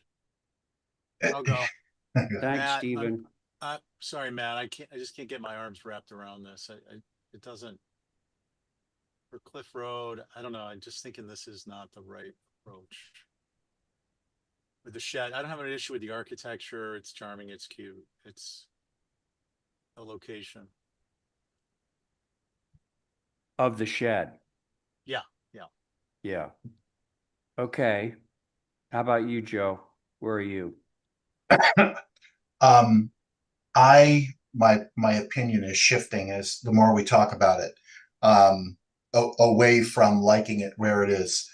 So I'm gonna say, yeah, I think if this started to overlap the house a little bit, and just thinking ahead a little bit about the pool and the deck that would be forthcoming, that I think the shed location should come into play in that consideration, if that makes sense. Having it be fully forward of the house feels peculiar. And I'm going to go out there and do a drive-by and just take a look at this, especially in light of what Val said regarding is there an existing garage or something that's there that this is going in its place? Through you, Mr. Chair, yes, there is, and it's actually connected to the building. I can see if I can. Oh, that's interesting, because I was actually wondering about whether or not this structure should get connected to the building. Because then it wouldn't, it reads like an appendage, and maybe it has a light connection to it. Oh, there it is. Oh, yeah, thanks. Oh, to go for the street view. One more up. Oh, yeah, that's significant, isn't it? What a mistake. Yeah. I think, Matt, one of your skillful streetscape renderings that you've done before, where you include the vegetation and the foreground and the structure behind, I think that would be very helpful for you and for us, just to understand the pool, the screening of those 4 doors, and maybe that could mitigate the impact of the shed being forward. Because just looking at this vegetation, you're probably screening most of that shed. So I need more information, so in order to make a solid decision on the location of that structure. Okay, Joe, thanks. So I had this on consent, and I anticipated that people were gonna have an issue with where the shed sat with respect to Cliff Road and the main house. So more information, maybe push it back. That was something that was offered up. Although I gotta say, the piece that's in place right now, is it still there, or is it already been? It's still there, yeah. Yeah, okay, so this is smaller than that. That was the thought. I mean, okay, so I think in terms of, this is a lesser evil, so to speak, so. Mr. Yes, Mr. Chair. Steve. Yeah. I'll make a motion can we view it? And then I just want to make two quick Well, it comments. sounded like that's what you want to do, yes. 2 quick comments. One, seeing the imagery, which I apologize, I didn't have an opportunity to look at in advance, but yeah, this is what's proposed is clearly a large benefit, net benefit. So that's number one. Number two, Matt, what my concern was, and is partially still, is on the corner of Joy and I think it's yeah. What's Prospect? Yeah. There's a shed in front of a older historic, I think it's a Georgian style, and it just rubs me. I think I probably sat on it. I believe it was the wrong decision. Yeah. And it comes to mind when I see a shed in front of a house. Not that I don't believe a shed can be in front of a house, but this structure has some serious charm to it. And so that was on my mind. So take a drive by there. I'll take a drive by this. And so my motion is to hold for review. Okay, that sounds great. All those in favor of Stephen's motion, well, actually, roll call. On Stephen's motion, Val. Aye. Angus. Aye. Joe. Aye. Stephen. Aye. Ray. Aye. Okay, thanks. Oh, Matt, you're still with us. In fact, you might be with us almost to the very end here. 2 C Street. Okay. Motion to approve is submitted. It really? Yeah. Okay, well, all right. I'll actually take that if Holly's down with that. Okay, So Val has made a motion to approve 2C Street as submitted. So wait a minute. What? Oh, okay. Do you want me to back up? Well, no, It's fine. Who's, it was yours, so why is it What? not on consent? Oh, because it's back to that little, like, I think, okay, Matt, didn't we remove this piece? Yeah. To get an approval, and then we said, well, you're welcome to come back and try again. I think everyone said just make it smaller and come back for it. Oh, so it's smaller than It it looked was good. formerly? And Yeah, it it was was a like- double Okay. window. It was twice the size. Yeah, the reason I didn't consent it was because it had been discussed and I didn't want to, do a end run. Should I entertain a motion or do we want to discuss? So it's still flush though? No, I don't think so. It's not flush with the dormer wall? I don't believe it No. is. I believe it's set back. Oh, Hat, I know. I get too much right. That, there. What's that photo that you have? This is of 8 Harbor View store, but that's it. Obviously, It's Can't hear you guys. That's set back. Okay, so Stephen, Holly is showing a picture of the historic house on 8 Harbor View that has that little like gable piece sticking out. And it's rebated probably, oh man, actually, I'm not sure about that. This, I'm not sure, given the eave overhang. if I could, Mr. Chair, Go ahead. we are set back. We are. You are? Yeah, you can kind of see the dormer. Oh, you know what? You're set back because we're looking at the edge of the roof. Okay. Yeah. This is the edge of the roof, but Yep. there's an eave overhang. So here's the corner board. So that other That brick Plane. is probably Yeah. back here somewhere. Correct. It's Thanks. probably a foot back. Thanks for the clarification. Yeah, okay. Okay, I'm with everybody. Wow, Val made the motion? Yeah. Okay, so let's try that out again. Val's made a motion to approve as submitted on the motion. Angus? Aye. Stephen? Aye. I should have taken Carrie on this one, but Joe, if you're sitting in on, Yeah, I'm here and I've been looking, so yes. okay, and Val? Aye. And I'm in favor, so that carries. The next one, so this is 6 White Elephant Way. This will be Carrie. You there, Carrie? Mr. Chair, I am. this was a failed inspection, and I'm going to send out a mass email to all the architects, and please note that on your application so that we're not second guessing when it comes to review time. Yeah. There's a reason that we don't do that. Sorry about that. We don't do that so that we can hopefully like get away with something.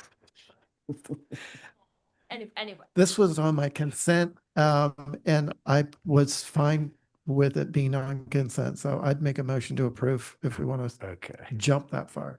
I love that. I love the sound of that at 7:25. Yes, considering we got a couple more left to go. Okay, so Angus's motion, and we now have Carrie on the board. So on Angus's motion, Val, Aye.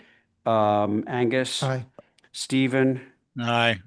Carrie, Aye. and I'm in favor. Okay, there's that. Thank you all. Very much. You ain't done yet, brother. 17 Loretta. Loretta. Loretta. Did not see that one. I think I might need you to share. Sorry.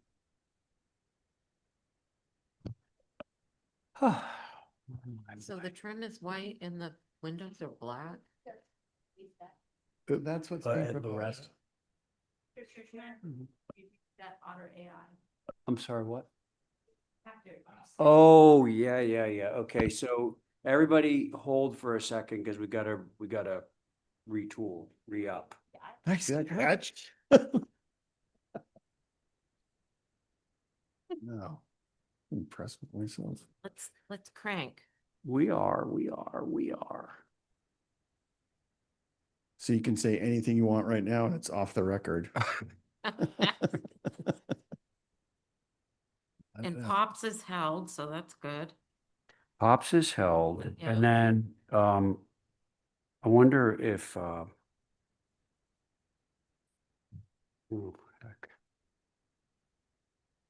Are we done at 7:30? Uh, that's very, very optimistic. We can't do the next 4 in the next 4 minutes? 1, 2, 3, 4. Well, 5, 6. but I see 5, 6. Is Linda with us? Linda's here. Okay, just checking. So I don't think 7:30 is realistic. Oh, if we just had a piece of pizza. I know. You know, when I walk back there. I have walk back popcorn. there, good about. I didn't. You know, it used to be so good. Hey, guys, That's all I hate got. to interrupt, but I don't think the housing production plan includes pizza for the HTC. There's a P missing. There's a T missing? A P missing for pizza Oh. in what they were talking about with the HTC. Sorry, couldn't resist. Okay.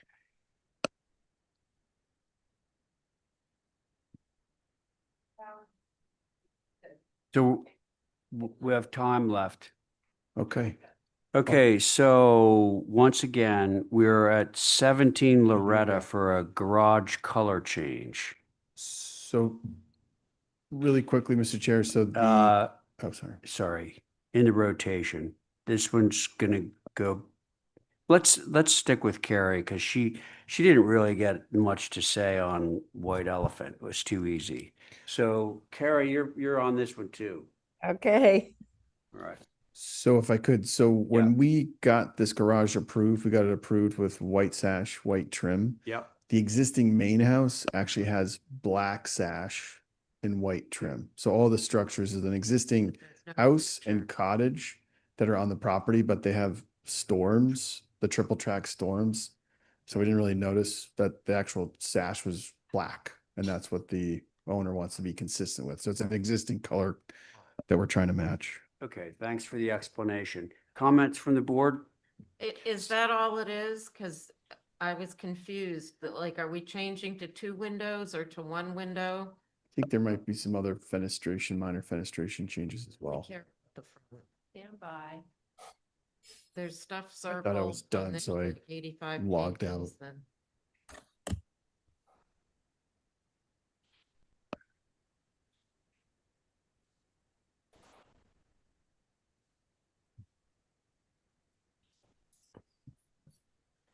I could try to log back in. I got it. I'm going to be back.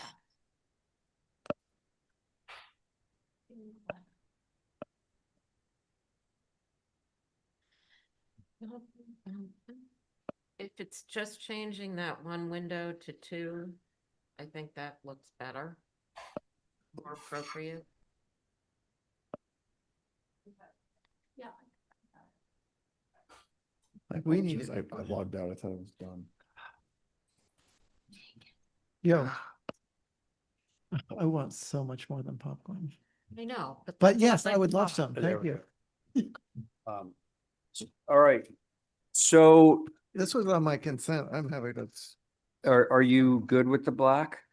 Given what Matt just said? Well, yeah, I wanted to, it would have been helpful to have pictures of the house. Yes. My concern was that when the sash is dark and everything else is light, it makes it look like a picture window without like the historic division of, muttons and so forth. And also, it looked like in one of the photographs that I did see that it was already green. Or dark instead of white. And maybe that was the shed application.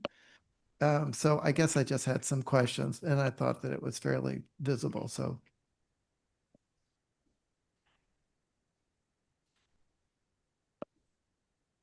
The garage.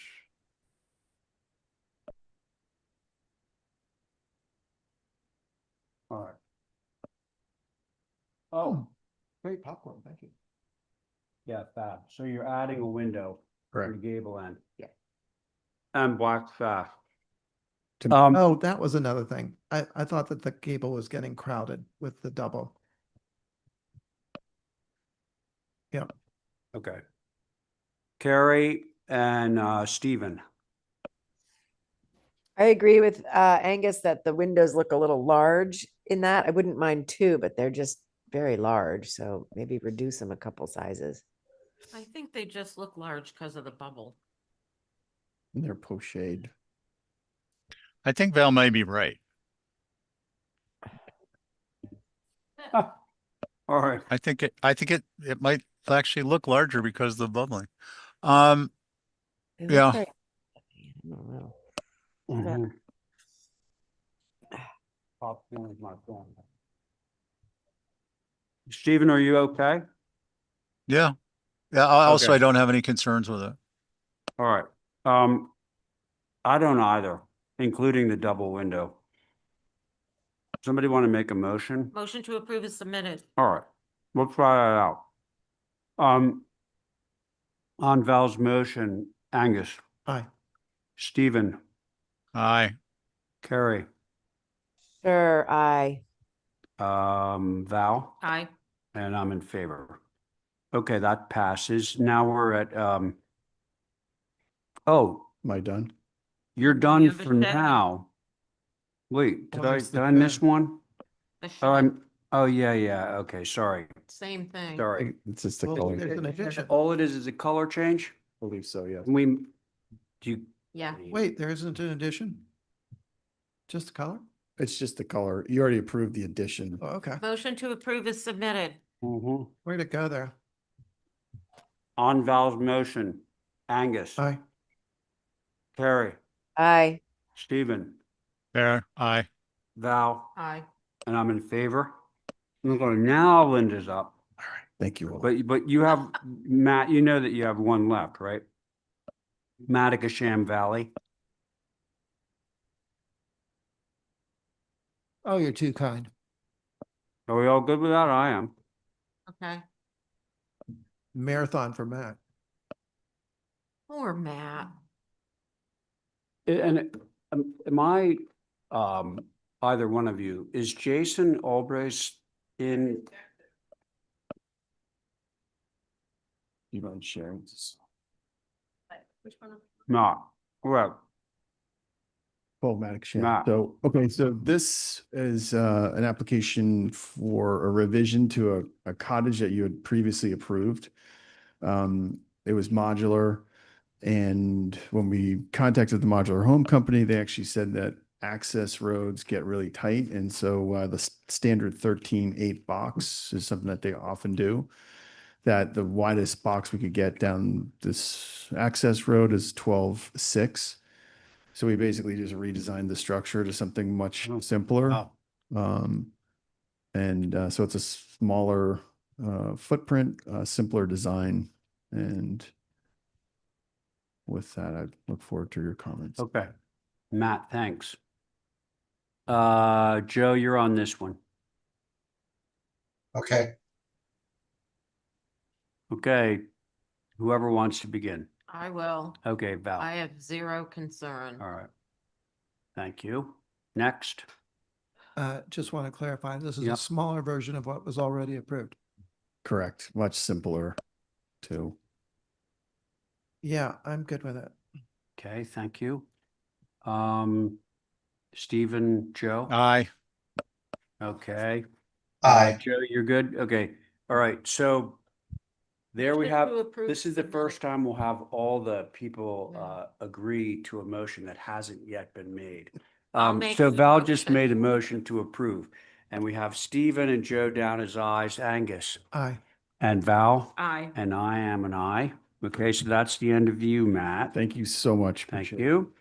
And Linda, you're here for 43 Tennessee. Okay, and that was on my, excuse me, my consent list, just FYI. okay. Yeah. Good to know. Thank you. So who do we got here? You have, well, interestingly, it should go back to Carrie on this one. Joe saw it before. Well, Joe Yeah, reviewed Joe it. can do it. Okay, all right. That's fine. Okay. I didn't Thanks. want to circumvent you on the rotation. Okay, so that I means wasn't Ray- excited about doing it or not doing it. So either way. All right. So I have Ray, no idea what was- Angus, Val, Joe, and who's the fifth? There's a one? million pictures. And what? Is there a fifth Steven, person? Oh, Val. Steve is up there. Mm-hmm. Okay. Pool, Nantucket. This is interesting because it is completely shielded from any traveled way by the houses around it, and it's sort of a T shape. Because back in the day, old Nantucket was, all these lots were made of 2,500 square foot lots that were stuck together, and this one just happened to be a T shape. And the pool is going in the T, and it's completely shielded from everything. Plus, there's going to be a 4-foot fence across the opening of the T. If you want to go to the map, it's easier. And board fence to shield the direct neighbor so they don't see it and they don't have any noise from it because there's already screening there. And a 4-foot high deer fence embedded in the south and the west side of the property into the foliage. There's the map above you. That virtually tells us nothing. Well, it's the site plan, and I gave you the colors. The green, the yellow green is the 4-foot deer fence, not a deer fence, it's a security fence embedded in the existing foliage, and the top one is a 6-foot fence. There's the fence It that's said going 4 across the opening. Oh. It's- Yeah, that's the 4 that goes across the opening. That's the board fence. And that's the smaller 4-foot fence around the pool equipment. The 6-foot fence is not gonna be on the property line, correct? It's on the property line, but not on the street. We're creating an adverse possession situation by doing that. So we're gonna see the fence? No, you can't. That's why I'm looking at the pictures. You cannot see the fence from anywhere. It's behind another house and behind more foliage and behind everything else, and you can't see it from there. That's the Tennessee Avenue. Not so fast, guys. That's the Tennessee Avenue part. You can't even see in the T. This is the piece that's on Tennessee, which is part of the T, the height of the T. That's the backyard.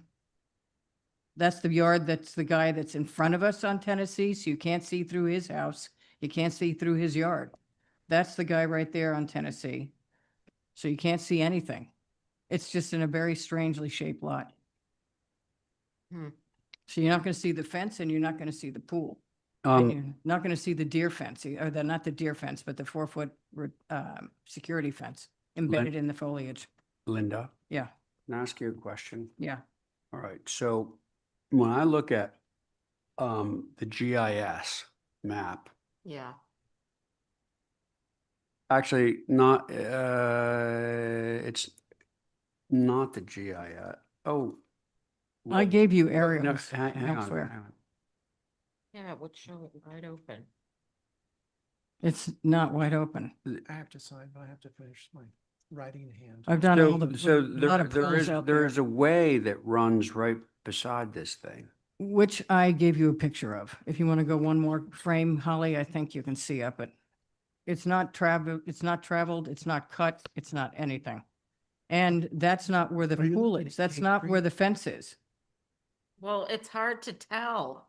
I mean, there is vegetation. There, all right, stop right there. If you want to look at the picture, Those trees. Ray, Yeah. look at this picture. That's looking straight into the Yeah. T. Okay, I'm getting that. There's now. houses on both sides, there's foliage on That both is- sides, However, and there's no fence back there. Yeah. That's why you got to go back to the site plan. Go back to the site plan, Holly, or yeah, but whoever's got it. it's just minimal information. That's why we're trying to There is understand. so much information on here, it's ridiculous. Linda, Hang on. But there, right there, All right, right, this is better. Val, look at that one. The main house is to the right. That's the head of the T. This is the T. There's a house below us. There's a house above us. There's foliage on both sides. And the pool is right there in the T. The blue line that goes on east to west on the top is the 6-foot fence. The yellow is the 4-foot security fence. And then there's a 4-foot fence that actually blocks the None of pool that's from the marked on house. okay. I couldn't get any more. Linda explicit. here, how about let's hear from the board? Oh, the pool Okay. equipment is on the back of the shed with a 4-foot fence. Okay. Board members, did I identify who the fifth member? was? Yeah, Joe. Joe, okay. Well, I had looked at this for consent and I have an opinion about it if you want to hear me first. Sure, yeah. Well, there's almost too much information and then it became a little bit confusing. That's one. The aerial photo seemed to indicate that the site was much more open, and then the photographs make it look dense. So that was confusing. And where I ended on this is that I should go out and look at it in person. So that's one part. The other part is that there's 3 different types of, well, first of all, I think the pool's in a good location, that it's in this T. The site plan would be very helpful if you actually had the building to the south and to the north. And frankly, even having a couple of pictures on one page with a plan is a lot easier than having to scroll back and forth through all these different pictures and trying to piece it all together. Yeah. And then I put them if by I road. just, I couldn't do it any other way. yeah. If Go I ahead, just Joe. look at the site plan, I had a concern that there was fencing shown on 3 property lines, and the tallest one runs all the way along that property line, but it doesn't return to the north. It just sort of floats there. And then it drops down to a 4-foot board fence between the pool and the house. And then it's a fence that disappears. So there's not a lot of continuity there. And I just thought a viewing would be helpful. Maybe an aerial plan that's overlaid on top of a site plan would be helpful. It's just, I was typically, if I see a pool, it goes on consent with the lack of visibility caveat, but there was enough open questions here that, we're out in an area that's very open between lots. There isn't a lot of fencing, and I wouldn't want to create a little corral in here that everybody in the neighborhood gets to look at. All right, So- just to clarify, this is not an open lot. There's more vegetation in this one little block Okay. than there is anywhere else on that street. Okay, let's hear from the other members. And it's not actually fronting on a street. Who want, K Street. It doesn't exist. For me, Back. I would just want some writing on here to clarify what's what, like, what does the blue represent? What does the yellow represent? And that's in How the- far is there. it in from the property line? That kind of stuff, just so we have it. Okay. All right, the 'Cause only there's reason I nothing couldn't, on that, Linda? I mean. I couldn't do it doesn't- because I don't have the Linda. other No, houses. She can't help herself. I know. Stop I don't talking. have the other houses, Val. We didn't survey them. I'm not Joe, asking come on. about the other No, she houses, didn't I'm ask talking for the- about the fences. Okay, I want to get out of here. I So know. Val, let's see, Angus? Angus and Steven, I have to go still, and me. So I'll go. Okay, Was well, that Steve? all right. yeah, Go ahead, so Angus. Angus has the floor, so hang on a Go sec. ahead. So the site plan on page 2 of this, it's just a concern where it says K Street and there's a 6-foot fence riding along it. So No, it's not a 6-foot fence there. That's why you got to go back to the big picture of the yard. That is a 4-foot wire fence embedded in the very thick foliage, which is already there. Well, It's not a okay. 6-foot fence. Okay, so In defense of what Angus just said, it is not labeled as a 4-foot. It is fence. on the It's labeled pictures as a below you. 80-foot wire mesh Okay. fence. okay, sorry. It is labeled. So my point is there's a fence right on the line and right on the street. Yeah. So that was a concern. And if there's a hedge, if it's buried in the hedge, what it seems like the hedge would take up 3 feet and it would be inset 1.5 feet from the property line. Yeah, I get the rest of the screening and it all makes sense, but it seems like there's too much information and not enough information. I don't know. It's, Well, on the pictures, I labeled that- where that was going. Hang on. So it was easier to Angus, see. have you I finished think Joe had a great, the viewing? well. Yeah, the viewing would help. Viewing helps, but also just like, a view, a street picture. Oh, yeah. And I did. saying here, this is where the picture's from. I This is did. what you're looking at. I did, Angus. They're all in Hang there on. from every single Okay. street. Angus, thank you. Every Even I street. know you're chomping at I'm the good. bit. Oh my Stephen, goodness. I know. Linda, will you sign up earlier so we get you earlier in the evening? These are, I okay, hate it so when here, I'm look, late. Stephen, go. look, the latitude of not having, can you hear me? Yeah. Hello? Gotcha. Okay, just checking. Mhm. Linda, the latitude of not having the proper information is working against you. You know what the proper information is. And I provided it. It would be helpful to have each section of fence labeled appropriately, some dimensions, as Val mentioned. I would It like to is. have, I would like to speak since I'm sitting here and this is what my job is.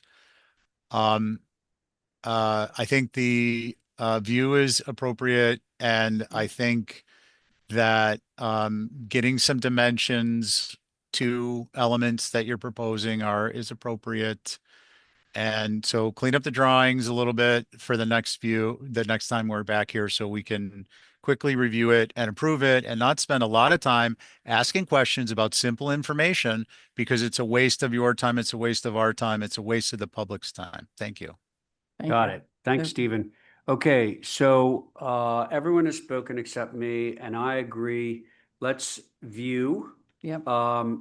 Linda, take to heart the idea of it's a paper road, arguably, traveled by foot, and screening from there, and having the drawings be really super legible in terms of height of fence, length of fence, all that stuff. All that's on the plan. but You can't. see Yes, it. well, Is if it had a key and it said, just have it all in one Okay, document. all I'm telling you is the notations are on there telling you how long and what it is. It's okay, on that but plan. She's not gonna do it. Joe, So let's just go. Joe, Well, then okay, make it so larger. give me, It's somebody on the give me a plan. motion to. Motion to hold for revisions And and. And a viewing a or more view information, and isn't it? More information. Correct. Okay, that's Angus's motion. On Angus's motion, Val, Aye. Stephen, Double I.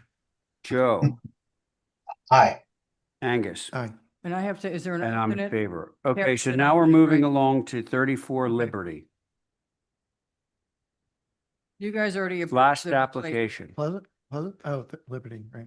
You guys have already approved the front to be replaced. Holly, I've already spoken to Holly. The side you can't see. It's Boston sash wood SDLs on the side. We've already You're looking to replaced. replace the existing windows. Yeah.